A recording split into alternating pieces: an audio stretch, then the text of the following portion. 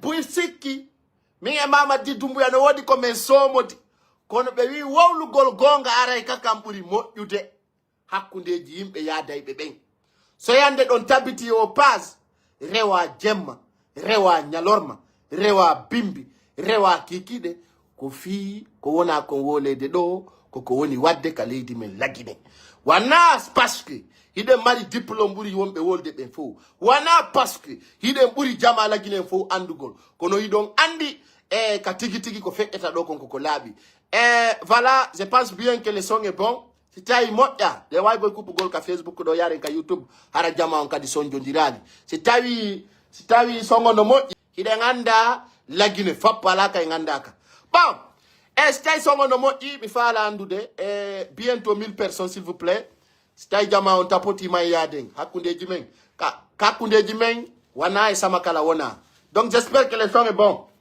si c'est bon vous pouvez répondre do onon wonɓe ɓen ka Facebook ko wawata en wallude kon fofi en tabutu ɗo aɗa ko son partage. Ok, merci beaucoup Muntaga Diallo, merci d'avoir confirmé. Bon, on commence les choses, hein. On mélange les sauces. Allah dande a jombugol jiwingi wata defude no ɗum no yurmini hakkude Allah et puis mi ala nan ɗo itti ɗo min tagoto addanan probléme kala etiɗo ha memmini probléme woni si ko an e goɗɗo woni si tawi ko an e goɗɗo waɗi ɗum min hande kadi mi ala hukkade probléme hay goto perta goto hollam probléme hay goto kala waɗɗo goɗɗo ko metti yo ɓe régil ton kala taw o yimi ha yimɓe ɓe woli fiyam jabota min hande kadi mi waɗanta goto gere mo kala yo waɗa hoore mum gere mum si tawi ka blogueur haɗi di probléme et blogueur régulé entre vous là-bas ne me mêlez pas dans vos problèmes taw waɗan e nder mum oyigo yimɓe ɓuyadana lanɗo piiji ay kani no min darata ha joange ɗum fewde waɗani ɗon ça me concerne hande kadi mi ta goto wonanan mi wonana hay goto donc laissez-moi dans mon coin dans mon stratégie dans mes plans parce que jama a gaynata yimɓe ɓen bon 1000 personnes tirmi ara to piiji ɗin haray ko atti kon yo Allah dando e lorra Mamadi Doumbouya sabuna o lando ɗo no feeti Mamadi Doumbouya fetere taga o taga jawɗere taga o taga Mamadi Doumbouya antanta hay goto Mamadi Doumbouya harni lagine aduna o décidi kadi hari ɗum fo o wanya e woni joni o warba e woni Ibrahima Sori konno way. Rappelez-vous que Mamadi Doumbouya a prêté serment sur son constitution. Oui, quand Mamadi Doumbouya, il ne tremblera pas. Donc, les erreurs de passé ne se répètent plus. En erreur de passé, mais me analyse di me ngadi sur la table. Erreur de passé ko wonno ko yewtu de fi mudum. Ko fi ko jadis camara fay ko. O wi no ngay jadis camara fay no. Kanko Mamadi Doumbouya o fayata lagine fo no andi kono ngala jabude wolde gonga kan dum no rewa politicien rewa artiste rewa mo kala joni mi haali mi fillito min ni be wonbe yawde ka Mamadi Doumbouya fo nyama wiya ko jawdi gouvernement ko buudi l'état ko fenande awa wata yawde nyama ka wona wujjete to wiya na wondo wujjude kala mo Mamadi Doumbouya ƴettani ton jonni on fo on wujjay woni sabuna so ƴettano jonnu ma mematano ka retenez-vous que kala yawɗo ka CNRD ñaamiɗa fotawa e Mamadi Doumbouya si sari yaari parce que ara on fo ɗo gandi ko ka kafa ɗo wona ƴettede ñande wo e ñande ɓeɗo waɗana men ɗo penade ɗe andat ɗon hoore mon hakkil jaɓa seede hakkil jaɓa. Odo allons parler de Aliou Ba. Bottere mon do yurmi supporter Facebook ko fiido ko Aliou mi do anani hore yankono mi do anani Aliou Ba pullo gerto pullo tontonori Aliou Ba ko woltami konno arde la ilaha illallah stay ko sigamen Aliou Ba o le reedo no yurmi wolen fi ko fewndi kon taw tapote like no wadi ko wole siwa ce n'est pas encore fini si tawi Aliou Ba ko enen holori kaka prison o mayata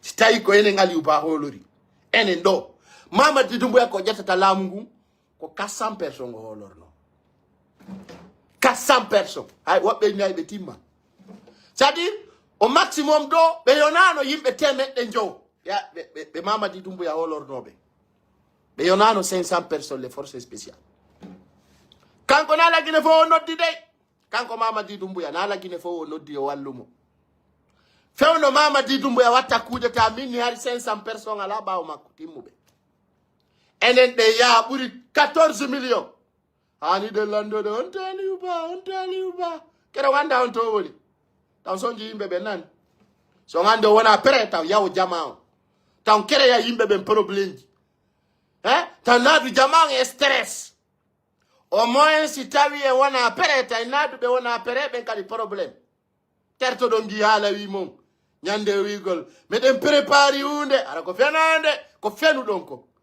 hiɗo feni kono ikkay sof da ay tumoy ni ko fenande woni meti e mongo 2025 ɗo mi huwayon ko boni ɓeno waɗi mojo boy mi woɓɓe waɗɗa mojo be référence ɗa no wiya on va licencier allez licencier mi sikki raɗagol Doumbouya wona ko sattigoy c'est-à-dire moɓadi ɓe France ɗon ɓen tun hanki hiɓe ɓuri 500 personnes si ɓen no to hewti Conakry ɓenno no fo ɓe yotton ɗon e kala moɗa yo kuppu ɗon biye ya Conakry yata ɗum noon hay jeejuɗamo goy hay ɓeydatɗamo salaire makko on hay wiɗa yo kuppu biye o ya Conakry o yata de jamais plus jamais là où je parle Zassim si tawi ɓe yahay yoɓe yahi harana haala yoɓe yaw Mamadi Doumbouya suuɗaki nokku goe imo ka pale Mohammed 5 c'est-à-dire itinéraire makko no laaɓi pos hino mo ɗon kono sa inni ɗo jama man fen sema ɓe woni pere kono sa mayi Conakry ko min ko wi yata kono buy kadi no wi yata buyɗo ɗo no haldi fotti yata mi haldirane gonga rappelez-vous sadi ko neɓuɗen ɗo wo ko gonga kam wata en hejjintinde famine na affaire takana jayon on woni do takana jayon no wada concert Dakar do konto du yalti goddo yata du ngai radio ma télé piji di jama on fo mo kala e zone mu kono hande ko mene buri battade Mamadi Doumbouya kono ay menen do ni sago amen nayo problème wado amen hota lagi ni mi hala na ko yimme dan nante ay mi wolay min mi wolay day mi wolay ko mi andi ko min hande kadi mi ala wolde fenande nan fiyo yimbe welto min mi wolay gonga ka min si ɗon faala kisa wone pere wargolla rewa senerde walla ɓe wonana senerde kala ko mi yi mi woole kala ko mi andi wallahi mi woole mi ala e ngi haala wi mom ko welata on tu bon Mamadi Doumbouya ko a yiwɗamo mo hulɓini Mamadi Doumbouya ara haynimo tu nini mo hakkiti juɓuru a wiya israélien himo waɗi zuluru mo meɗimo yide na égyptien ɓale a holta Mamadi Doumbouya dayra ɓe yimo hara ɓe huli hay ɓe diwna hara ɓe waɗa ni ye a yimoɗa kanko woni yarde hakkudella Conakry fo susta si ɓe yi force say Mamadi Doumbouya nara goɗɗo susta battade susata sama kala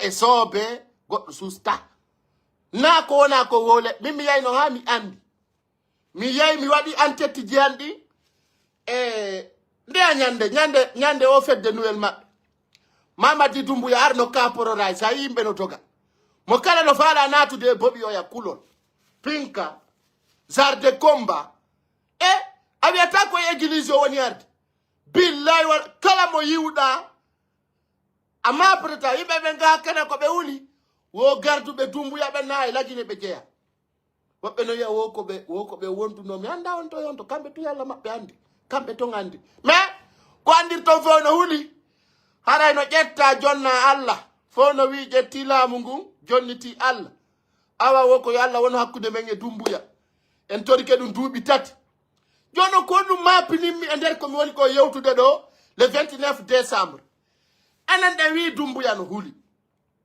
o ɗum wonde fenande yimɓe ɓe ay ɗum ɗon ko ma laaɓodiren hande kadi ko ma laaɓanen peuple joni noon jama on jisa ka commentaire ji ɗo Doumbouya ko kanko huli kako enen huli min ko noon tumi faala taw andude si feɗɗe noon e toɓɓe aray ɗen ko Doumbouya huli kako ene hakkenna ko Dumbuya taw faala me ñaamude o yaani ɗo bulogerɓe ay Maroko buyni ɓe to ngayoni Amérique ɗa kadi o falno buyde ɗon bulogerɓe vrai mi Sénégal ɓe arno ɗo ɓe tanti yo petti min feri wurtere ha kono Allah faabi jon noon komi faala andude ko Dumbuya huli kako enen huli parce que c'est laaɓodiral tun en neɓay ɗo so yani en jokkani soɓe ko parce que ko jama on woni wadde ɗuma ma c'est ça ɗo na min to woni yaali enen ɗo fo e yaali na yen felidiri few andi foti ndeɗa fela goɗɗo aɗaɗa wadde ɓuri ko woni ko wadde kono si tawi ko yen felidir hakkundeji men hara min komi watta ko a susta wadde ɗum ara eno wulɓini ɓe wi si tawi neɗɗo wowli gonga kan ara e Allah no weltanimo anani ko peuple mari force na fewndo ɗo min ni hakkundeji men c'est reconnu si Dumbuya no ɓuri en doole min mi addana en solution kono si tawi hiɗen andi eɗen tigi taw koyen fenade jooɗiɗen duuɓi tati na balɗe tati non duuɓi tati le 5 septembre Dumbuya waɗay 4 ans an haniɗa wola ɗo fi préparation donc siko Dumbuya huli laaɓay si tawi kadi ko enen huli laaɓay joni noon hino ko Dumbuya wi ko Dumbuya wi yomi yottin e men wo kala anduɗo 31 décembre haray transition lanni yon tigi tawmo Conakry joni noon ɗum no concernuma no concernimi no concerni kala wolɗo fi lagine rewa Soso rewa Maninka rewa Forestier o wi kala anduɗo ko Guinée rewa diaspora rewa ko wona diaspora rewa ko woni Paul hay handicapé fo no noddita rewa Paul ma Pierre o wi kala anduɗo transition o lanne le 31 décembre yonti garlandi to hakke mum ko lagine ta joɗo nokku gode wara aéroport on no udditi voie terrestre on no udditi kala ngal faalaɗa natirde himo habbima kadi o suuɗaki goy o himo ka wiyete ɗon Palais Mohammed 5 tawi noon jama on jaɓali yaade question ko ɗum kanko o holli o wi kala lagine ko kafu men e wiye fof ko lagine jeeyaɗe e wi ɗon non y a pas de titre foncier non na baben Dumbuya jeeyi ɗon ko gonga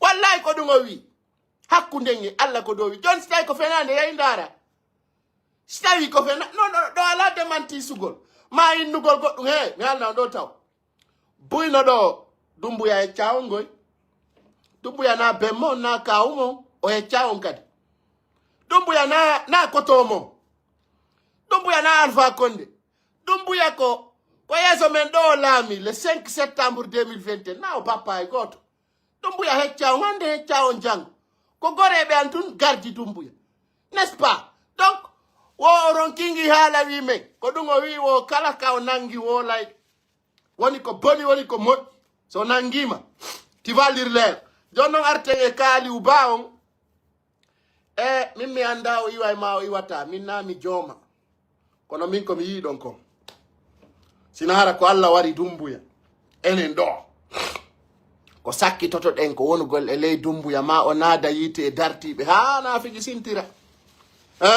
ɗum noon mono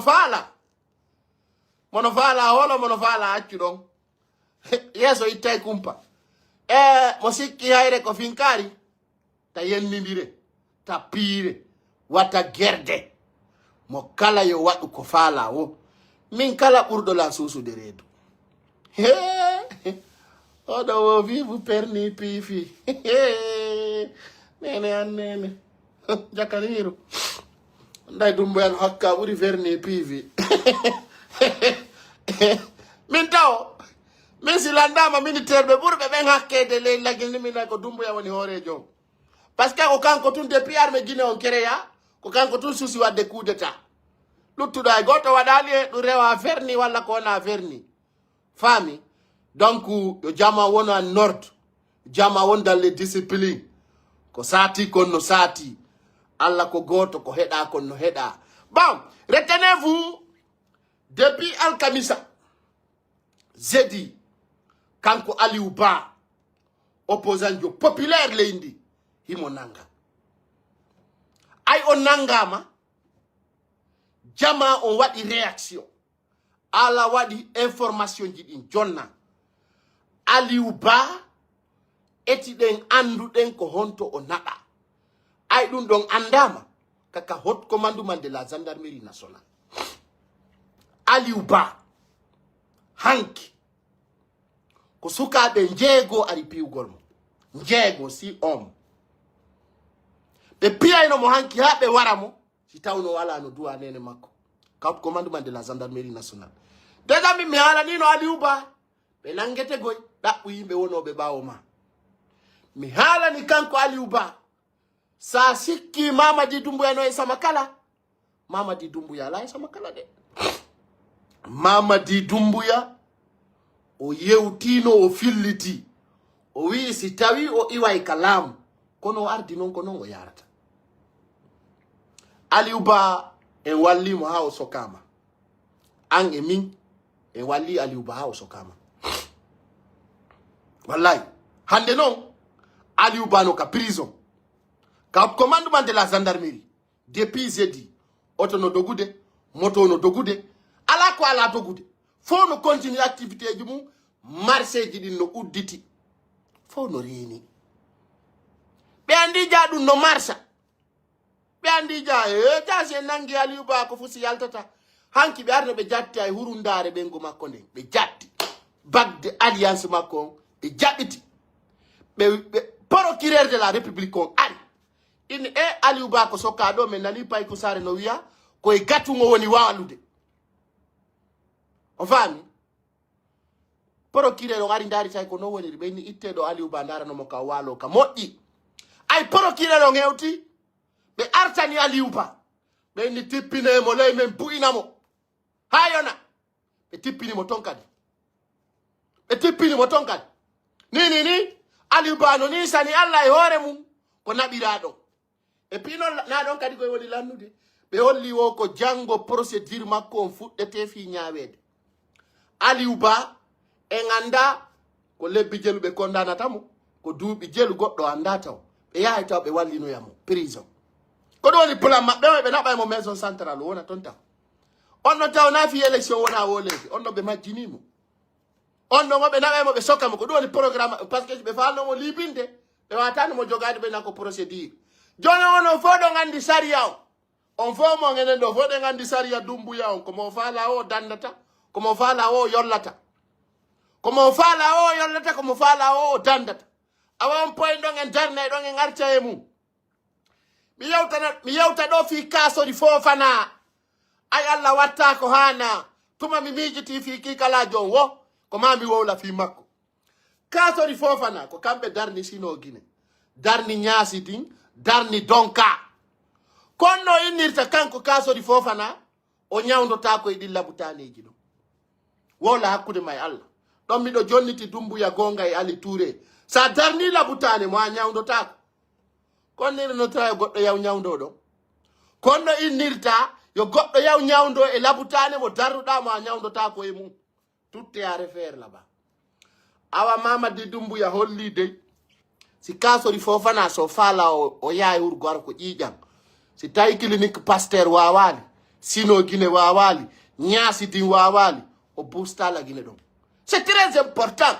parce que pendant 11 ans Alpha Condé wadi on kalamu ko di labutane di do be wadi ka ko fi on dum be sortorta don kambe be yabe windane ordre médical be yabe nyawndo yo Maroc ma Tunisie ma Égypte ma Sénégal ma France mukk don wona to ma mayo dun do kadi ko jama welto dun don golle la baade non kaso di Fofana ko nyami ko ngo tutay ko nyami ko o tutay parce que andi jama nayo to nyindi sa darni suudu ndo walta koy mu ngaddi a werni don goddo ara ko suudu jinna si di fusi mo hore den na woni responsable fiyon be wadanta dum be darnita labutaneji di be tawata yimbe wata walade mum awasi dum feƴƴi o di piji buidi yewte hore men den no sarsi kono yimbe ben no fandi on ala partage de vidéo telen ka YouTube do jama on no duuda no heewi mais partagez les vidéos au maximum possible ala ko ali yurmude Eli kama no fuɗɗike jeejude Mamadi Doumbouya.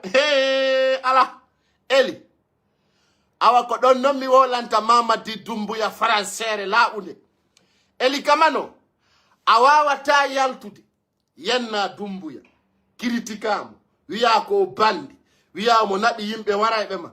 Yalta wiya kadda fala yo nome premier ministre. Ɗum ɗon ɓe jaɓata. Joni e laaɓodire. Kala arɗo ka opposition.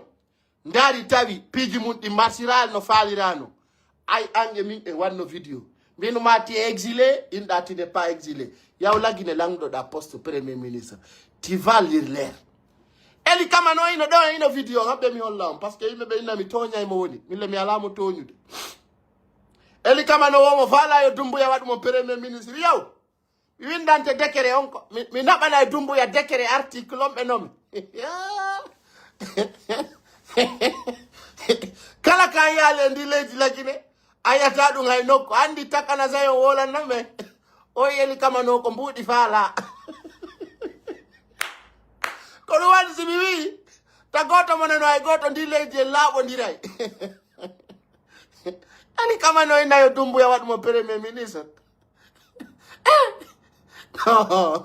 non quand même ne me tuez pas ta on waran jama c'est-à-dire Doumbouya no heba ko metti mais comment on peut être comme ça elle kama no ko yalti woli kon fo transition on lannay no natirini no yaltirini hande on yaltawi mo fala yo Doumbouya wat mo premier ministre mais qui il est mais wala no ma awado ankadi anati no no nganati écoutez là imo wola wosi Doumbouya no mi mo premier ministre o waɗa lagine fo laawi o waɗa assise national o waɗa dialogue national anda kirɗi ndare regardez hey fiji a fijay la première action que je fais awa hande non min piji kono feƴƴude ton fela Doumbouya ko wonɓe ko ɗum Doumbouya no faala hendade Eli kama no wattano mo hakkille par ce que hakkille Eli kama no ɗen no sotti tapote premier ministre gongama ko gongama de a ɓuura premier ministre hay mouvement de soutien ala mi hollayo ina ɗo Eli kama no fala yawade Guinéɓe ɓe hakkunde Allah andi sa woli adda e preuve ñoƴƴa ɓinana jama adda ko preuve yara naya towñu yimɓe ɓen Eli kama no joni ko premier ministre o fala wonde gongama rastamaniru. J'ai demandé à être nommé premier ministre et en étant laissez-moi boire de l'eau yaw lagine ɗo ya hewtu kayre porara ɓe nomima va en Guinée. Non, faut pas t'arrêter, hein. Faut pas t'arrêter. Va en Guinée, là. Voilà, on va te nommer premier ministre net. Tu seras premier ministre de gouvernement, sans problème. Famille, tapoter, liker. Les alous vont mourir. Vous allez maigrir. On horoto. Yare quatre aussi dans fala. Mais l'autre pas qu'il y ait monoto. Monofala fête. Donc, regardez. La première action que je fais, j'ai demandé à être nommé premier ministre. Et en étant premier ministre, la première action que je fais, j'invite, je prends la garantie et je deviens le garant de tous les leaders qui sont en exil.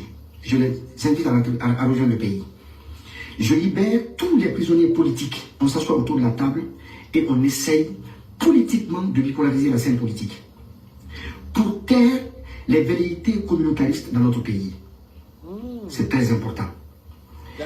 On ne peut pas promettre au peuple qu'on va tuer l'ethnie et encourager l'ethnie. On ne peut pas promettre un certain nombre de choses. Dire on peut pas dire au peuple. Frère, on se connaît. Il est ngandindiri. Mbudi di Doumbouya yobi ma di lanni. Si di lanni tu nous dis ça. Argent de poste que Doumbouya donne nous no mago. C'est fini. Tu as tout bouffé. Tu veux revenir au terrain. Il n'y a pas de souci. Viens, tu vas le trouver. Anda Doumbouya na Alpha Condé. Awa Eli. Fena alima. Awa na buri premier ministre sa tayi Doumbouya Conakry. Quand on est de vie etini. Wallahi billahi tallahi. Il y a beaucoup de personnes là. Quand ils vont venir à Conakry seulement, ils vont voir. Ils vont voir leurs documents. Wallahi billahi, ils vont voir. On ne peut pas promettre un certain nombre de choses. On ne peut pas dire au peuple qu'on va lutter contre des pratiques de chasse aux sorcières et instaurer la pratique de chasse aux sorcières. Ce n'est pas possible. J'ai dit au président que pour contrôler ou pour éliminer, endiguer les saignées financières, c'est très simple. On sait la source du mal. Eli, ayalta tawo la Doumbouya ko wolda kon fow. Arado e wadugol depuis mesure tertu dum. Na yuno Doumbouya no nabama. Kono ko rambobe ka ko sina perbe bama kono fala ma warde. Wiya hande da fala wonde premier ministre chef de gouvernement. Tu vas trouver Mamadi Doumbouya là-bas. Tu vas le trouver là-bas. Tu sais même, ta canadienne t'avait dit que tu es menteur. Maintenant, tu lui donnes raison. Wallahi billahi ta'ala, il y a beaucoup de personnes qui sont opposées là-bas. C'est parce qu'ils ne gagnent pas leurs intérêts. Alors, donc, Doumbouya là, vous allez gérer entre vous. C'est qu'il y a, nous on ne défend personne. Hein. On met toujours ce qu'on doit faire. Ok, donc. La source du mal, mais on a peur de toucher. On a peur de toucher à cette source. Les plus grands fossoyeurs de notre économie sont à côté de vous. C'est pourquoi je Asonki, Goy, tu as appelé la police. Mon frère va en Guinée te dire ça. Après, tu vas voir. On va, mi. TJ de Doumbouya. Oui, comme c'est le président. Comme c'est le président. Non.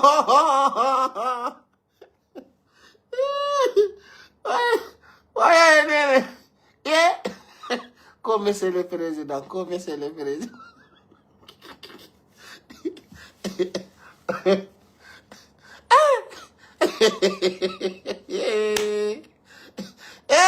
Non. Dis-le diala ibe. Akune yalla. Comme c'est le président. Comme c'est le président.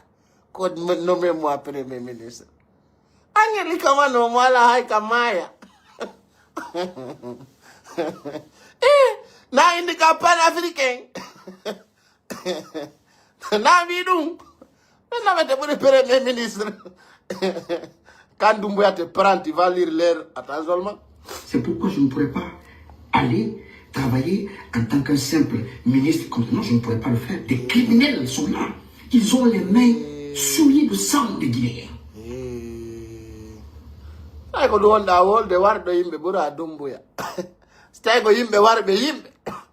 Doumbouya e hore mun no wari yimbe aron.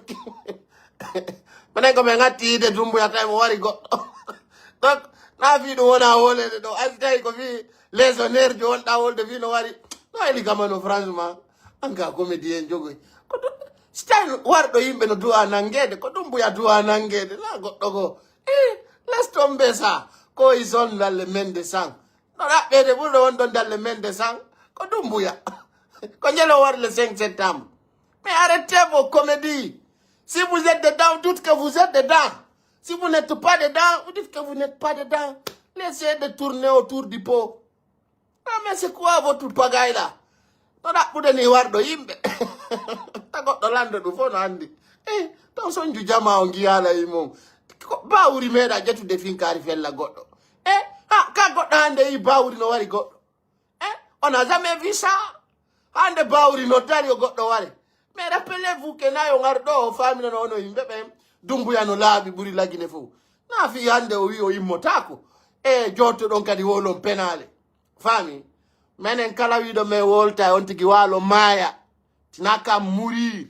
Tu vois non? min dala mi me invita goto yo ndara min kala tawde ko mi wolta ko wela tamu yonti ki seku ha mi dabbito yama mi wobbe mon do ha mayo nge yidata les jours de mon funérail ha yar don goddo andi tataw tu vois non parce que nous sommes pas de la famille c'est comme mi wolta ko do wela tamu pourquoi tu restes ici il y a Benito, il y a Damaro, il y a Tidja Lapisa, il y a beaucoup de influenceurs guinéens que vous pouvez voir. Mais pourquoi Ouattara on débat avec moi? Pourtant, j'ai choisi de parler en poulaille. On peut sortir par la grande porte. Voilà. On peut éviter. Mon frère, même toi, tu es sorti par la grande porte. Vas-y. Comment on peut sortir par la grande porte? Andai Dumba, c'est que petit sort porte natiri. Il y a des Guinéens là. Les jours que ça va finir, tu vas lire l'air. Voilà. Ah bon, mais voilà, comme je t'énerve là, laisse-moi te suspendre ici. Voilà, tu seras suspendu. 15 minutes, va te reposer. Ça arrête, je vais te bannir. Alors, comment tu t'attends à Aduna? Il y a encore possibilité, il y a encore moyen de le faire. Mais on ne peut pas affronter notre peuple. Oh, haray on est étiqueté do Eli Kamano, woy mo landi yo nommé premier ministre. Ay la Guinée, kala ka yale lendi, haray no téléchargement. E ko wadi si mi fe ini dundo ko fi mo kala yo yiw anda. On fami. Ça c'est quelque chose de très clair. Eli Kamano himo dumba donc andi mi alla hunde wotere. D'ailleurs la Guinée no doit helude ko yete ko intérêt politique ma ethnique hara goddo ara ye leñol ni lando mbudi e tawon be jonnam ça doit cesser fami ko bolla nodde do allo so nodde lando ngeditade mi coupa ala ko do woni der tonde bon mi holla on sajjo mi bulo kayde min kala mi force ta yo goddo ndara parce que ko ndara ta mi do ko ça n'apporte rien du tout surtout ça partage ta mi aja kay dunde mi hala do yimbe ben min na mi yidu donde ko mi watta ko ndo si tawi ko mi watta ko wela tama mi force tama yaw dara ka wel tama o ndara ko du Facebook ko large yaaji kono yimbe ben ya itono ko ya wonu ko be faala ko mi wontay ko goddo faala ko dum hatta mi toro dum hatta mi inna goddo wadana goddum famine mi goto dirisatala dans notre pays nous à partir du 1er janvier si tawi jamao yaltanali gonga kan ko fewndi wo ko du yaltete wola ne jamao entre men e Mamadi Doumbouya e yaltina gongaji wondi tondi yaltinen penale fewndi de gade dum ko dum kadi ko mala bana jamao parce que wata lutude do e jonnu gol yimbe ben espoir wi fenande wi ngiandanda hore ma nokku humaki wata gasude rewaka sen politique rewaka honto tigide fioni wadi si jettude ngo décision hande vision men on taw ko dandugol ngol leñol men holla do video goto mo mawbe fuuta ben duwano wadde kombe huli wadugol mi holla do video mi anda si ko Togo e si ko Lomé nanon don coordinateur fulbe ben ko yewtude président on don kon partage ngo video haden kikalaje fuuta jalo jentito editi non video no kasa buye mo ngawri e mu kono susta wolde ay no min ko hundu ko ando en tant que confusali haray den do c'est tayi mawdo sas wawali wa udeni marsata Yolla ondo, je vais montrer ça vite fait là, vite fait. Vous allez voir. Yongo sa jodo ko wala ni président on kondong. Nanon. Daron ta on gonga no imu. Akuden yalla. Ah, non mi weltani on mawdo hakune yalla. Je vais faire montrer ça vite fait, vous allez voir. Vous allez voir ça. Je pense que c'est voilà, éditez. Écoutez. La communauté est en danger.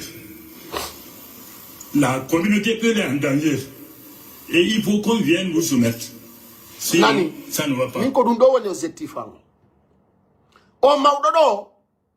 O yayi o wala ni président mabbe o yi inodo. O yi communauté fulbe ben ino woni en danger. O e haka président mabbe o hali. Regardez, écoutez, écoutez. La communauté est en danger. Écoutez.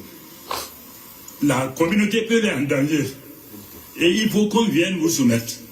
Sinon, ça ne va pas sur le terrain. Et chaque fois qu'on nous attaque, on dit que c'est le président qui a dit. Et c'est pour cela que nous avons décidé de venir devant vous expliquer ce que nous avons. Oui, président. Des arrestations nocturnes sur la base de faux renseignements et de fausses accusations. Des arrestations basées sur des dénonciations.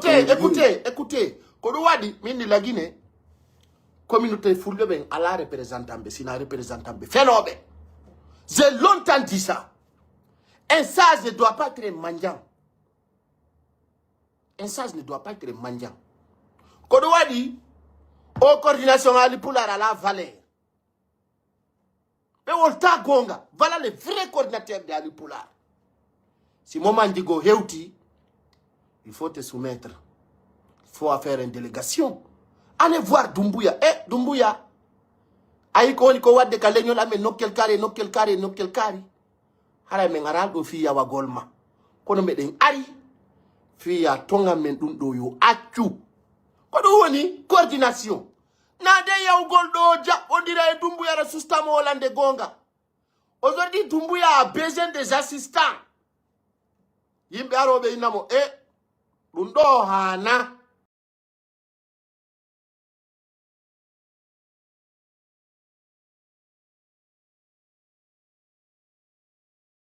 Si politique nangi mala telenka oyibe signal de live on tapotez s'il vous plaît. Partagez au maximum. On a woni be ka YouTube on do no tapiti goddo wata signal de do. Minni on en ala représentant bengol leñol men. Je l'ai toujours dit. J'attendais que le moment vienne. Hande ayata mawdo pullo motodo yayina mi do da ude rencontre Doumbouya. Hey Doumbouya koni ko wadde ka politique gonga kono ndare no dum do accira tant que siga ben fulbe do ngebaki kasata min ko dum do mi woni active de dans l'année 2025 ko yo pullo accio to nyede ko leñol pullongol yo be sendidir politique e ko jeaka e politique min ko on impact do mi woni jettande Doumbouya mi halano wina mo he fulbe be nganda e dum do dum ko yo accu. Parce que andite fi politique atala Guinée continue à programme. Mengol leñol do ko mangol teddine kala wado discours di tawoji ça le cas ça dit ko yata e leñol mengol on ti ko wadi poursuite directement. Il faut que la communauté va avoir les représentants. Ça y wano de nyande o matchudo la ifujo yete do idamino yalta tuta katuti do. Ça fait mal mais les peuples n'ont pas de représentants. Au sein des chefs de l'État. Doumbouya, on a coincé l'autre fois. Il a dit nommé un conseiller personnel Peul. Chef de premier ministre primature Peul. Hein? Ministre de la sécurité Peul. Il a cité plus que 20 personnes. Tant que ben non faut si y ton, on y voit que fi intérêt mou. Sous ta wol de fi gonga kam. Mais d'arrêt bedo, regardez ça s'il vous plaît. Regardez cette vidéo. Regardez. La communauté est en danger. La communauté peut être en danger. Et il faut qu'on vienne vous soumettre. Sinon, ça ne va pas sur le terrain. Et chaque fois qu'on nous attaque, on dit que c'est le président qui a dit. Et c'est pour cela que nous avons décidé de venir devant vous expliquer ce que nous avons. Des arrestations nocturnes sur la base de faux renseignements et de fausses accusations. Des arrestations basées sur des dénonciations calomnieuses et abusives, souvent motivées par des rivalités autour des femmes, des conflits domaniaux, des problèmes de personnes, des adversités politiques.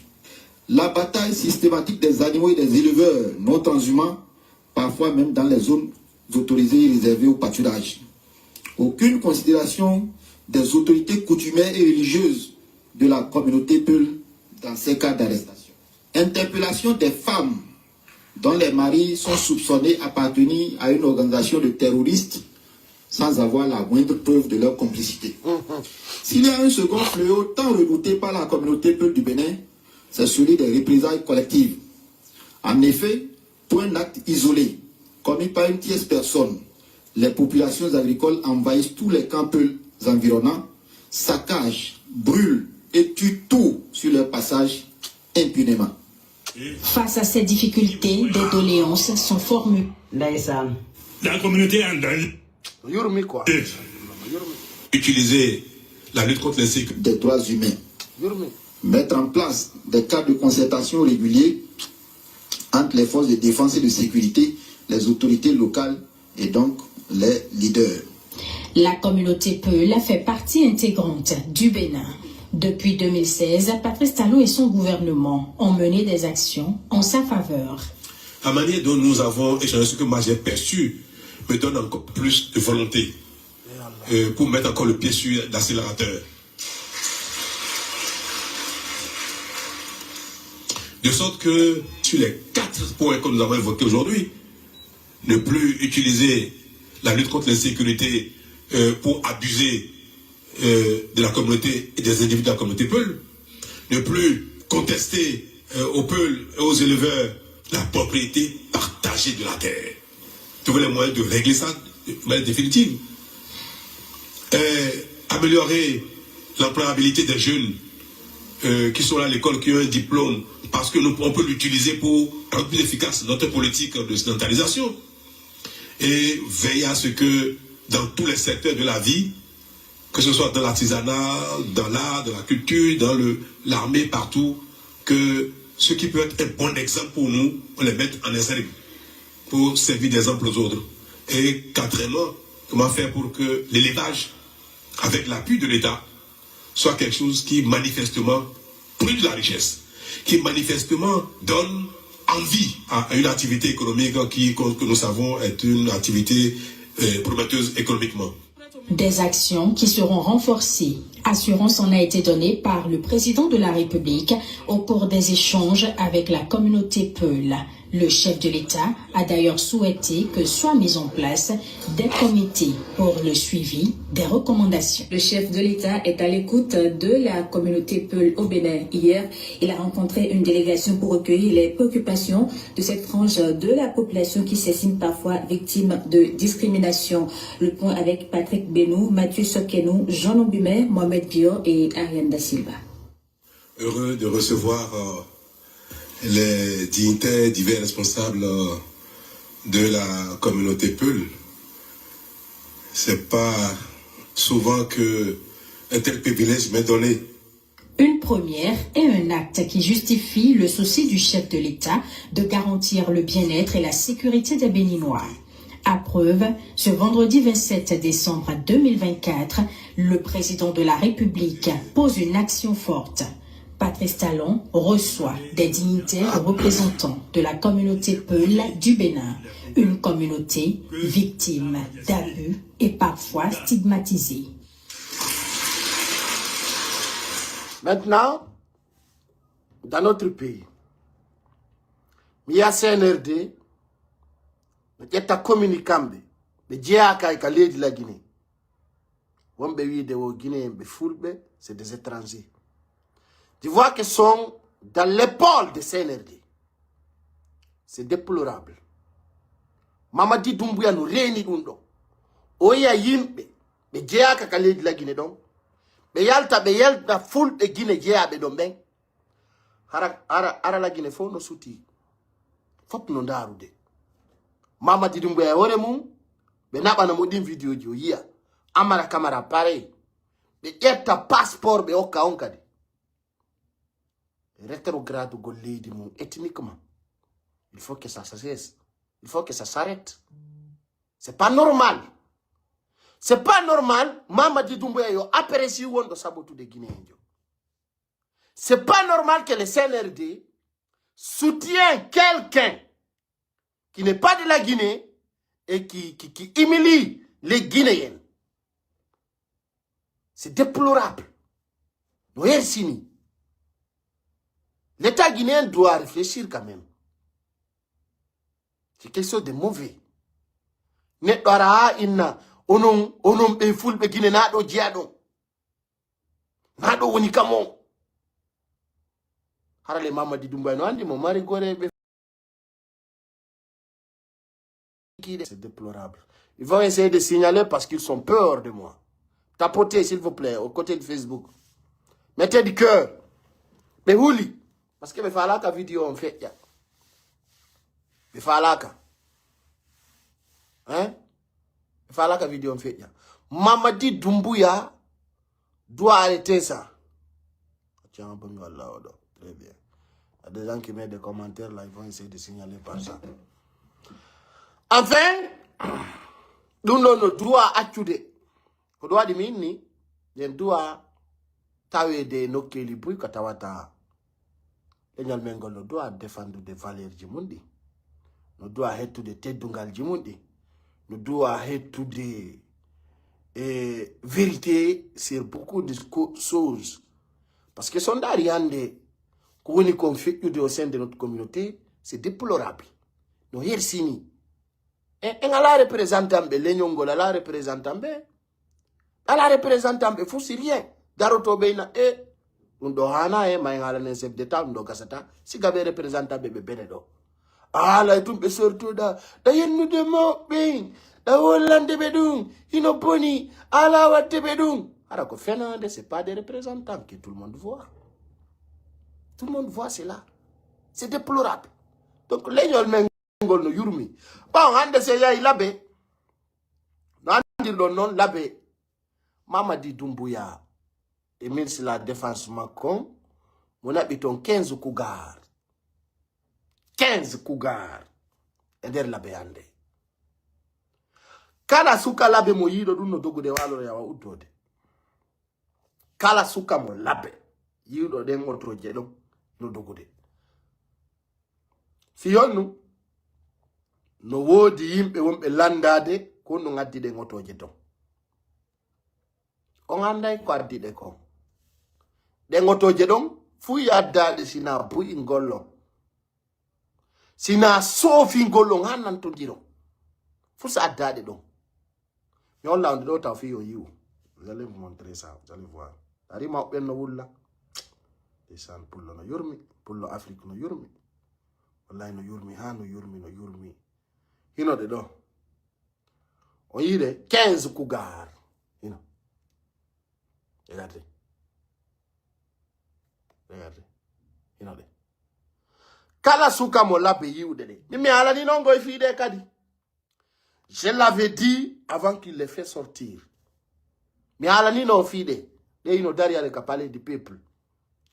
They do hay hunde so diraka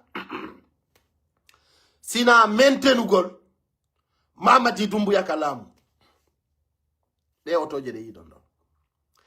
They do fus de so diraka sina maintenugol Mamadi Doumbouya kalamu go. Fus de so diraka. Ato de arde mengala ni no fi majje. Minem de do so diraka fi ataku gol goddo de so diraka fi yawgol nanga bandi de do ko de so dira ko kala on neddo yaltudo wi Mamadi Doumbouya wana candidat kala yaltudo wi Mamadi Doumbouya na candidat de do ko fi ma so dira jonon ka ngandi stayda woni presa wona pre ko non de do ko de so dira de ko fi mo kala yaltudo wi hande Mamadi Doumbouya wana candidat parce na ko wole te kon kayasi wole te ko woni kon la Guinée goy kambe no be la Guinée to membe andi je vous parle à la connaissance des causes de do ko de sodira justement ko hollude ko Mamadi Doumbouya lutta kalamu ay fus de sodira kasina fidu de do no ngide zere kore ide farana de fode kari ala ka de ala hande be nabi de moyen Guinée hino kala suka yido no dogude walo ya uddode regardez et puis be dernier de woni prêt pour le futa mi halino mi ko buri e mo yande terte ay kambangol Doumbouya c'est plus important que pour vous fita on adu e wombe be moyengine problème parce que un kandu den don fu yem prépara deux kandu den do enen tige wona prêt fila magol 3 de ngande élection hay wadi la Guinée pullo hendo tako. Un jour je vous avais dit mais ni be na se ludale monani ko kala pullo futa ardo fala do lamu be nangete be soka c'est le même cas que Ali Oubahibi ender vidéo jandi minni on mi soutenata hande kadi opposant je suis et c'est ludalen parce que je parle à la connaissance des causes. Mais ça woli no wodi fulbe infiltrabe ma be bernde mum buri bandu mum sabuna be wi si hore woni vide bandu ndu yangoto lamu no mari sarti ji wadaydi hendoda fulbe futa ben non hewtali au niveau don tammi ko mi fami ko parce que Allah salli ala sayyidina Muhammad salli andi ka fami den don enen e Allah den famondiri ara non ko fenande fus modi sori bari ko hala tunjo kuno ça c'est de artificiel ça ce n'est pas vrai modi sori bari vous pouvez rien parce que wado wongo lata ontiki wada itun jamao ya mama de Dumbuya wari non pour le foot ay lamu si fait il est 31 décembre sina Allah fabi ender du i chapande joy pour le foot da bay lamu so bato da no wonde ministre goy da wonde piji buy parce que sikku de ko sello dalen perdi donc ko jassere wonande leñol pour le foot nanon Afrique do fogoy piji di woni satirde ni ko tele lagine ha bene ko nantete mun ko du wadi no sati non laissez Big Soul n'a rien à foutre ono nge mi al non ono walla yimbe ben gbabe nata e problème acci dombe hore mabbe on yal don abandoni Aliouba hande on yal dum on do fop den abandoni Aliouba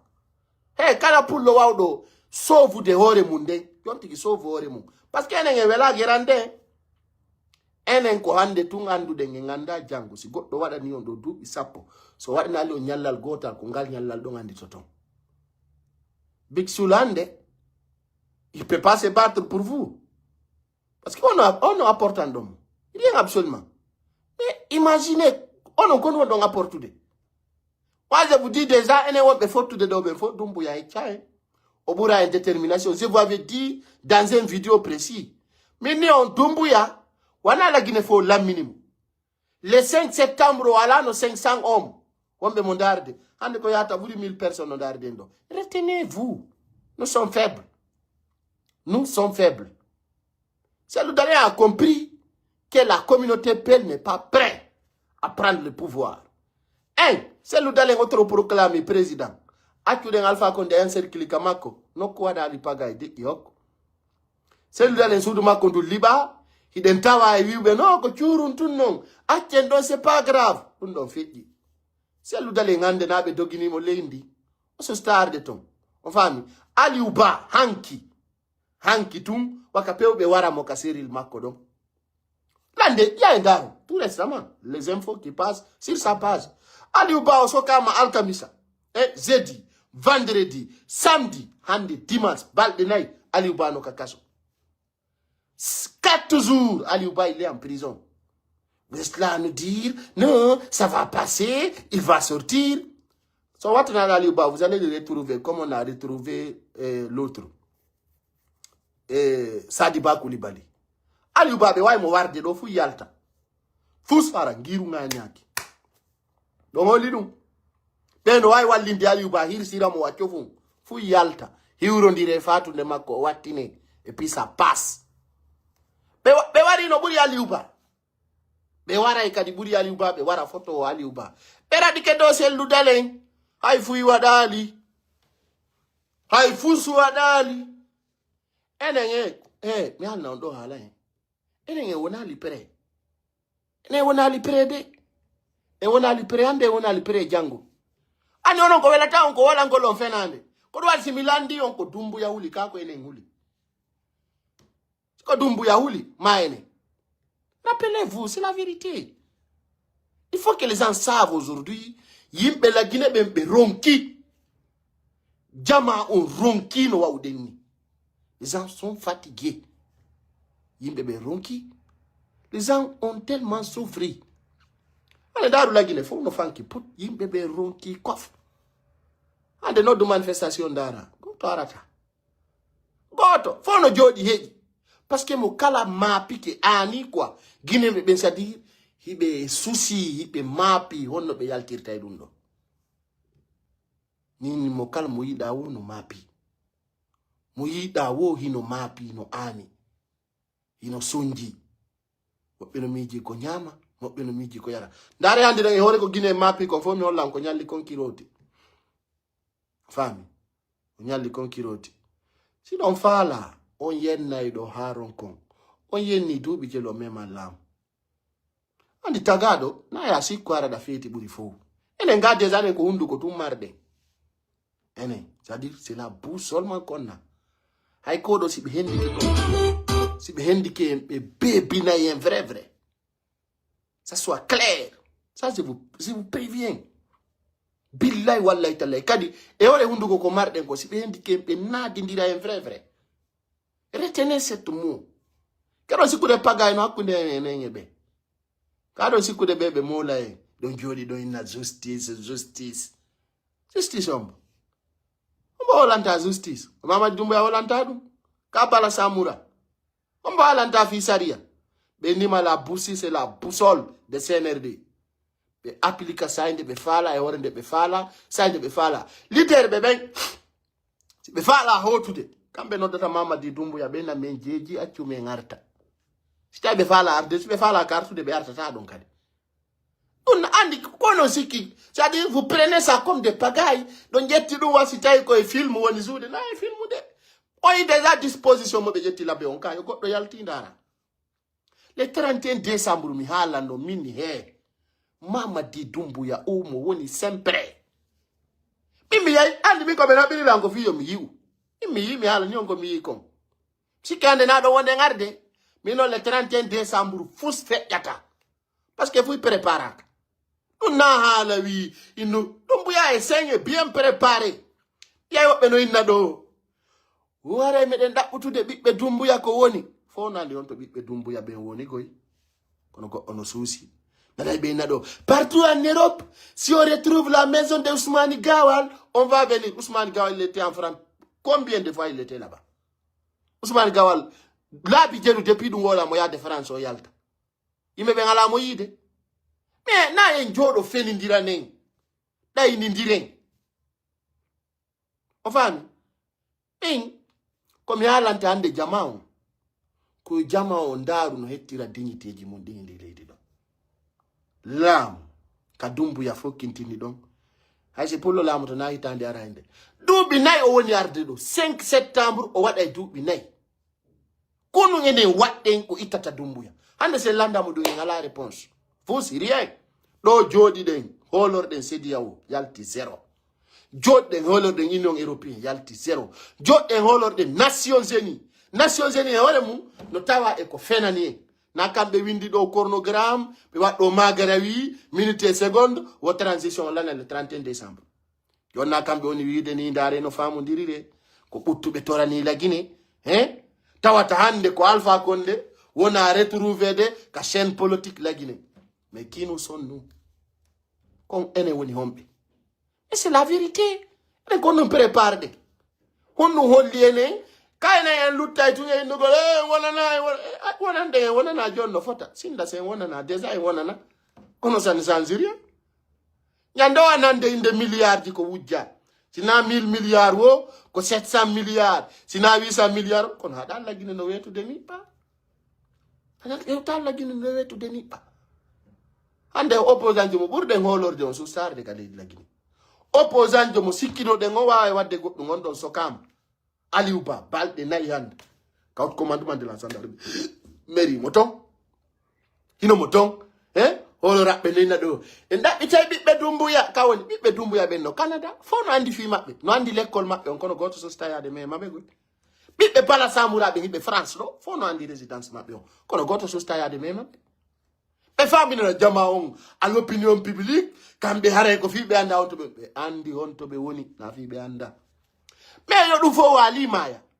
joni ko on ɗum ɓe hulani arangol Doumbouya Conakry Doumbouya wi o kala mo reconi sa laamu makko ngu à partir de 1er janvier 2025 yon tigi memmino parce que ɓe holli c'est les fers qui coupent les fers c'est ça la vie ko ɗum woni nder ton Doumbouya wi kala anduɗo reconi sa yo memmino na le 6 janvier force vive on noddi manifestation on verra qu'est-ce qui va passer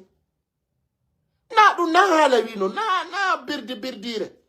Il faut que ça soit clair. Et il doit y avoir un mojo boy. Fernand, mais ce stawa de mojo bere kona akili. Fiondo doni kam wo l'entendu. À l'instant T, ala sous wat de mojo bere kona akili, arana souti no gol dumbuya. Dis-moi qui? Nous sommes le 29 décembre. Hein? Kombo susi wat de mojo bere kona akili, not dans de ande ya kofita mama di dumbuya famu di rombo susi. Dis-le-moi. Football sous-préfecture et préfecture. Na do be baro ni ko fet di konzere kore million ko fenande yalta ta zere kore don ko wadi konzere kore yimbe be yegitino dum no wolde fi dum ko wadi konzere kore ande je be zere kore susta wolude personne n'ose de dire un mot à zere kore. Allez demander, ils vont te le dire, ils vont te le confirmer. Aujourd'hui sous ce qui était passé à zere kore godda la filita de fi dum de yok hay go to ala wolde ko fet di konzere kore. Ande na fi ali uba ona wolede. Jango no gasa ko fi pay kusare. C'est pas dit parce que peuple guinéen, c'est un peuple d'ailleurs qui n'a pas d'objectif, qui n'a pas de programme, qui n'a pas de vision. Alors je vous rappelle que on a un dictateur sur place. Kala non andudo, no mari programme la Guinée, mieux que tu te rallies dès maintenant. Si tu te rallies pas, attends une opposition à vie. Comme moi, comme d'autres. Mais kala wido ma goddu no prepara. Ah, mi do humpa ko no prepara don de. Fami, mi lo humpa ko no prepara. Ko surprise ta dumbuya. Andi he ala. Hono do yurma mi. Wallahi do yurmi vrai. Mi anda tung sitay do nana ko mi alta ko mais no kasara on nanata mais toute façon on verra la suite nous dira. Aidendo alla junno en balde misiki ko jango tullutti ara 31 décembre hewti abe famina no ndo 31 décembre feddata on yi déjà disposition jetta don labbe ka fo yi dum don ala mo yali dum fop yi ko ni ko fekki de labbe ande no metti parce que jama wona après fe imbe be wona après ko ni ko fekki de na do hande aliuba o wawe taki nangede o soke no mimi huli wallahi billahi tallahi aliuba nange soke janwalo tallo mais disons-nous la vérité, qu'est-ce que nous préparons? Aliuba nange ni pan mais wada enquête mais yota mais holle itinéraire il faut on a des cas commandement de la gendarmerie la Guinée fop ndar ko fait de Conakry. Mais il faut qu'on se dise la vérité. Il n'y a rien sur place. Dumbuya omo yidondo. Ah, duda combien de kono. Odo yonaye. Odo o yonaye enko lutte te filede. Vous allez comprendre ça. Dumbuya wada ko inete kon fore fondation wada faux élection o jodo yore men. Ko buri mi andu de dundo woko alla parce que mais c'est que don't no jogi osi no maridande ka nazi no maridande des élections là famille. Donc je vais montrer une vidéo qui passe à Kiroti aujourd'hui. Ndaro no ande ka di Kiroti buy kaka yasi walata Kiroti buy kaka yasi walata mi holla Kiroti ande de buy kaka yasi walata kayasi so yi don taway no yurmi dare ko ni nyallude Kiroti Maji badala ko bari kon Kiroti kadi balanci ko yalla hay ko wala mon Dieu wobbe bagage mon no jodo di ko ya no buy wujama do kadi comment on va faire en Guinée ici? Comment on va faire? Comment on va évoluer avec ça? Dare no yur monsieur ande kadi be ari be libi Kiroti ka fulbe soduno 1 milliard terre 2 milliards so di terre ngoto wabbe ka sonno 500 millions 400 millions mori konde ande ari piti foppe lady c'est bon jama nganda ko na ko wolede chadi ndeda wala na yimbe be nanata pour le foot no seda be do tu vas lire l'air antiga janga ko windi ko ngina ko men hebi ko ni fitjude Famille, regardez. Jamaji badare ko bari kon kiroti kadi badanci fop ko yada hay ko wala mon Dieu wobbe bagage mon no jodo di ko ya no yeah buy wujama do kadi comment on va faire en Guinée ici comment on va faire comment on va évoluer avec ça dare no yurmi sofi fiji di no yurmi billahi e na para Uno un paradis, no le Guinée, no. Fino un paradis, la Guinée est un paradis. Dare. No, Allah walla be non de be lanci rondo be darna ko wiete kon darnugol hara ko darnugol gol. Harna darni ki nak larna kom ko be lanci kipe be lancen men tuuda men nin kipe dakkitiri no be darna bi dakkitiri no. Bon, oyinundo ko kiroti feƴƴi ɓe arino tawo ɓe haalani ɓe on andi e ginnama yen woni hunde wotere andi min mi jali o ko boni e yo Allah o yaafoy no yurmi ha wallahi no yurmi yimɓe boy no noddalanno addanan miɗi vidéo ji Kono, ce qu'il y a, c'est déplorable. Nous yurmi, enfin, famille, mais vous ne pouvez rien. Parce qu'on a prêt. Andi net so on a li prêt, kusiga di piji do hebata. Kuko ala na wona na fallatamu. Kuko ala na wona na bitintamu. Je vous avais toujours dit que, bedo, ko uri ko moƴƴande o, ko famondirgol e mabɓe. No ɓuri o moƴƴande. Sina ɗum ɓe bonnanay fulɓe ɓen ko fulɓe ɓe mari kon fop ɓe wara fayɓe ɗum woni objectif on ko ɗum mini dans l'année 2025 jama on no duwa wattande yila sina ɗum ɓe ara ɓe bonnana fulɓe ɓen ɓe liɓa ɓe séquestra ɓe raɗo par ce que jama on ala hande kadi ala base ala ɓeɗo son famodirale ɓe suufinayi en vrai ko ɗum woni suyton ɗo déjà oui leader de Poulon, mais qui mo benabi be maroy. Ani go onindo. Yi avec Kaliouba, ça va faire un soulèvement populaire. Ça doit be condamné modo.